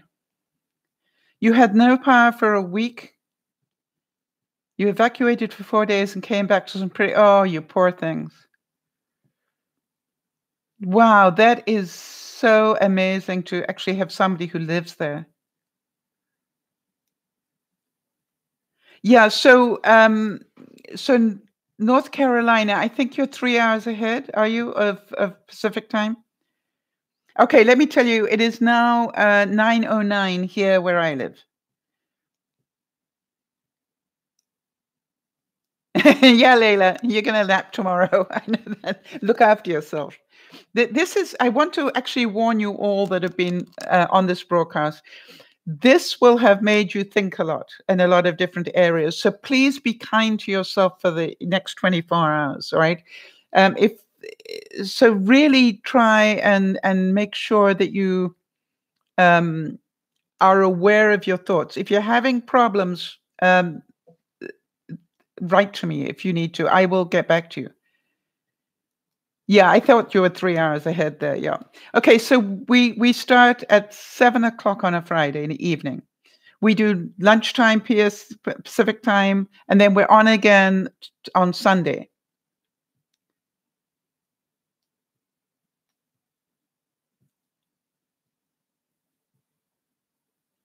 Wow.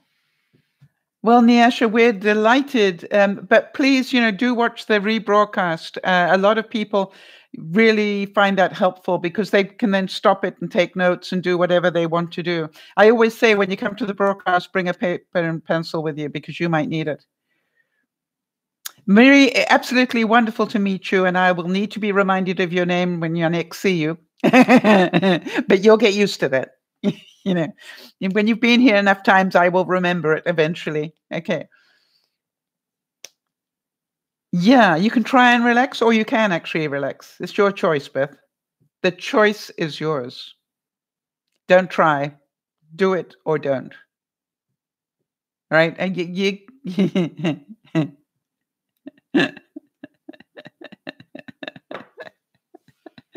All right, everybody. I really want to thank you. These were difficult topics tonight, very difficult, and I really admire you.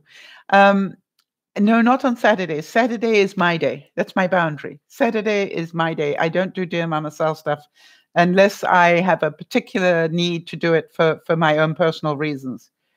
Right? I really don't.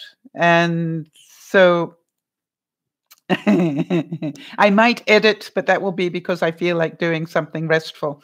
But all right, so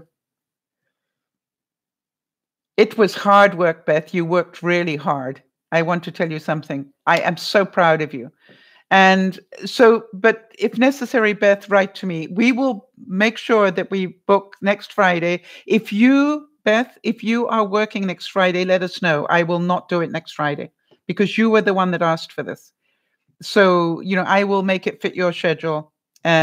Or, if you're saying it's okay, you'll just watch it on the replay, let me know. But I want to say that I will do this broadcast probably more than once because it's an important one for people to remember. It's about how do you reprogram your mind. All right, Nyasha, if you go to DearMamaSal.com and look on the tabs at the top, that's my webpage. It actually has a tab that says broadcast times. Okay?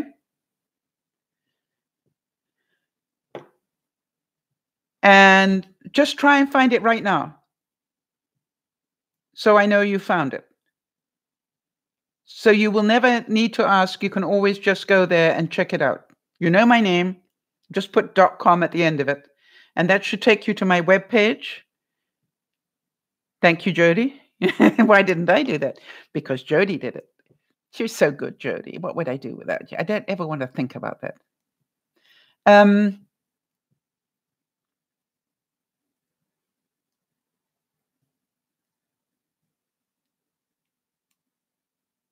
No, you don't worry about being slow. At the top of the page, there are different tabs. It says links to so and so or whatever, and one of them is the broadcast one. Let me just find it so I can tell you exactly what to look for. Okay, go and have a look first and see if you can. I'm sure you can find it. It's right at the top. About 3 or 4 in, I think.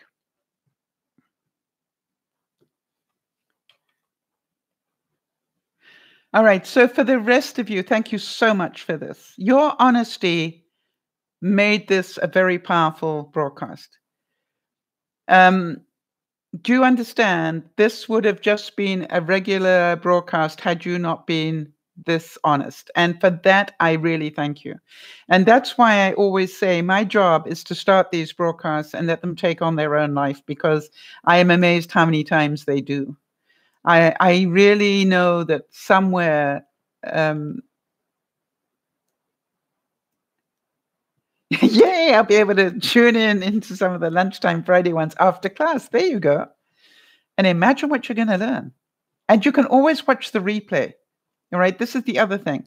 That's why we do it here on YouTube, so you can watch the replay if you miss a broadcast. So let's just wait for Nyasha to get back.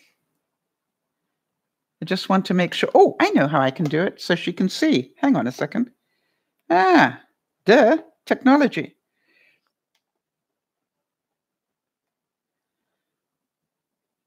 If you have a problem, Nyasha, I'm going to show you on my tablet.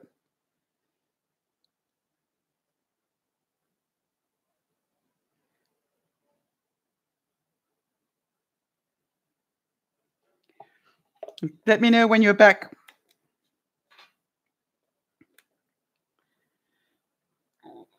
Okay, so Nyasha, if you can hear me, the tabs are Shop, our Pets page, Replay of the live broadcast, our broadcasts. Yes, our broadcast is the one that you want to find.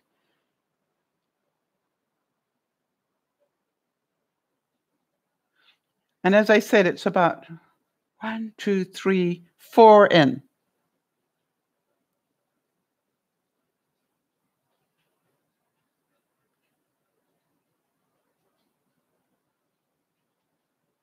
Now, not all the broadcasts go on to replay of our live broadcast, but I do try and put some of them up. I will definitely put this one up into there. So, Nyasha, if you want me to, I'm back. I couldn't find it. Okay. All right, here you go. It's quite all right. I understand.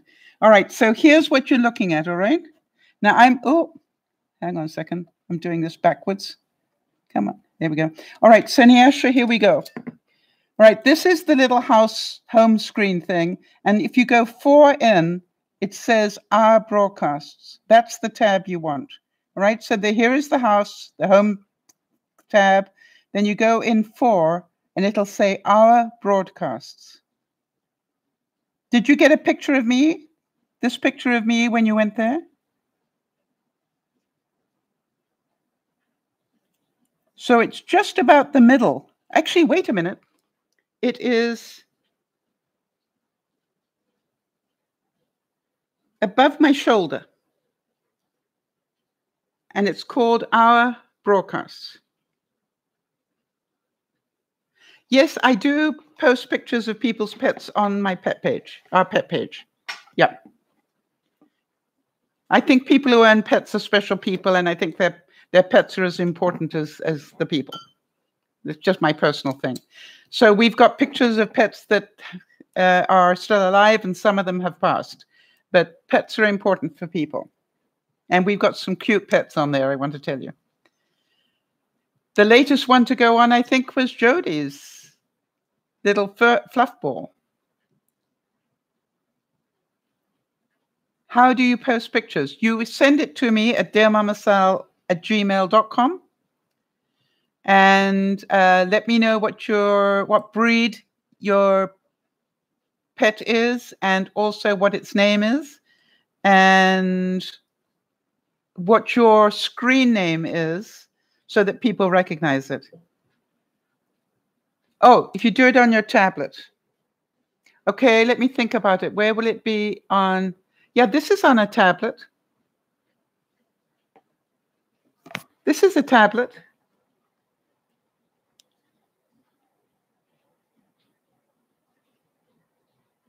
Send it to me at, hang on a second.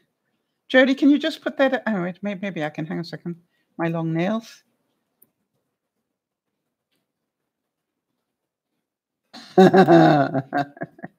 This is always challenging for me. Hang on, it's nearly there. There we go.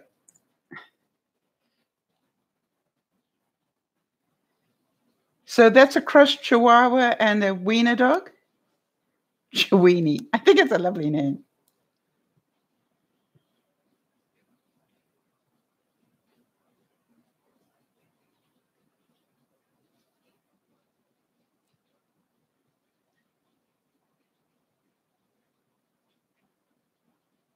Okay. So guys, thank you so much again. And this makes this a very long broadcast, but I'm really very, very aware that it's an important one. And we will do more on this. Jody, can you make me, can you just remind me, if you would, to do something on the Me Too stuff, because I didn't ever get to that really sufficiently. But I think that could do with another program about the damage that was done and how that happened. Yeah, thank you. So everybody, if you've enjoyed this broadcast, I don't mean enjoy, ha, ha, ha, but if you found it helpful, please give it a thumbs up. If you are new to the program and want to know when the next broadcast is, make sure you press the bell. There's a bell here somewhere, I think down there, actually. And that means that whenever I am about to go live, you will get notification that I'm going live. Also, if you can, follow DearMamaSal on Facebook and on Twitter, because that's where I give about a 35-minute warning that I'm about to go live. So hopefully that will help all of you. Nyasha, take your time, because I have to get out of here, but just, write to me if you need to. And, we will get this fixed. You will... Nyasha, just make sure you follow me on Facebook if you can. Do you know something, Becca? I don't know when I started that 35 minutes. Ah, there you are. So we now know you're a visual learner, not an audio learner. Okay. Well done, Nyasha. How do you feel for having taken a step in the right direction? I'm so proud of you. That's not easy to do. That's stressful. I'm so proud of you. Well done. A learning moment. Now you know where to go for it, right? If ever you want to know when's the next broadcast, you can just go there and double check it. After a while, you'll get used to the times, because it's just automatic. Becca, I don't know when I came up with the 35 minutes. It wasn't 35 minutes today, because I was totally out of whack with trying to get all the programs set up on a new computer. But I think 35 minutes, isn't 30 minutes. It's different, right?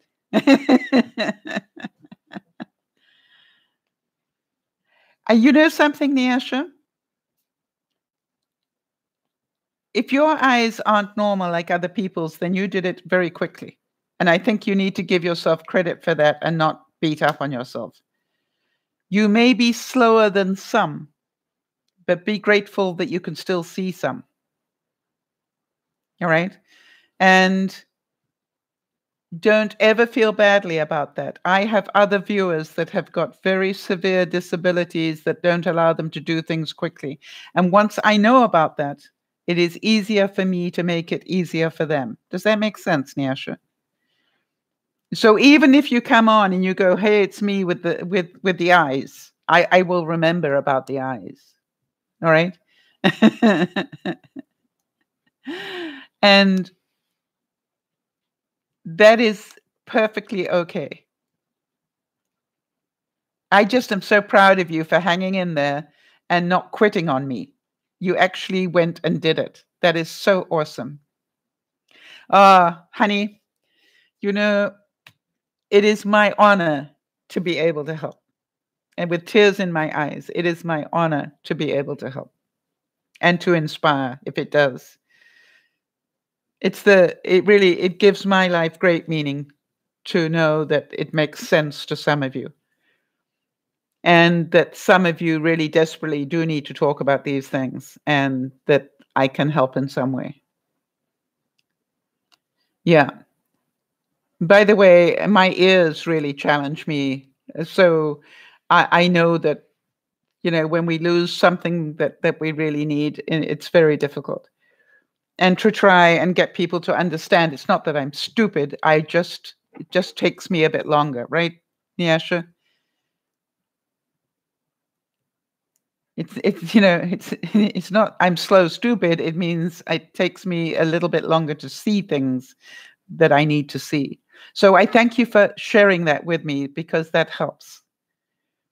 And keep sharing it with me if I forget. Wow, I want to tell you something, Becca. You see, Becca's saying my anxiety challenges me, but I kept listening through the whole thing, even in the triggering things. Yes, I would just, because I know it's good soul work. You're right, Becca. And, be aware of what triggers you because there's a good reason for it. I'm so glad you stayed as well. And I am so proud of you for taking the step to actually go out and face the world, the real world as it is. It's going to be very challenging in parts, and other parts you're going to go, wow, I wish I'd done this, years before. But I am very, very proud of you. I really am, Becca, because one way or another, it's what you need to do for you. It really is. I want to tell you, when I left, I didn't just leave home at one point. I actually left the country. Boy, did I feel the difference then. I couldn't just quickly run home and go and get the laundry done, or couldn't quickly go and do da da da. I left the country. And so Nyasha's saying, yes, it takes everything that I do extremely longer than others. I've got other issues as well that are contributing to my slowness. We, something? We actually don't care. You're here. And if this is helping you, you just need to remind me to give you the extra time, and I will, as I did today. So I'm hoping that the extra time helped you find what you wanted to find. And I look forward to seeing you again. I think we've seen you before there, Nyasha. That's an unusual name. So to all of you, I do need to go. I need to get some food inside me. I've not had enough food today, and it's waiting.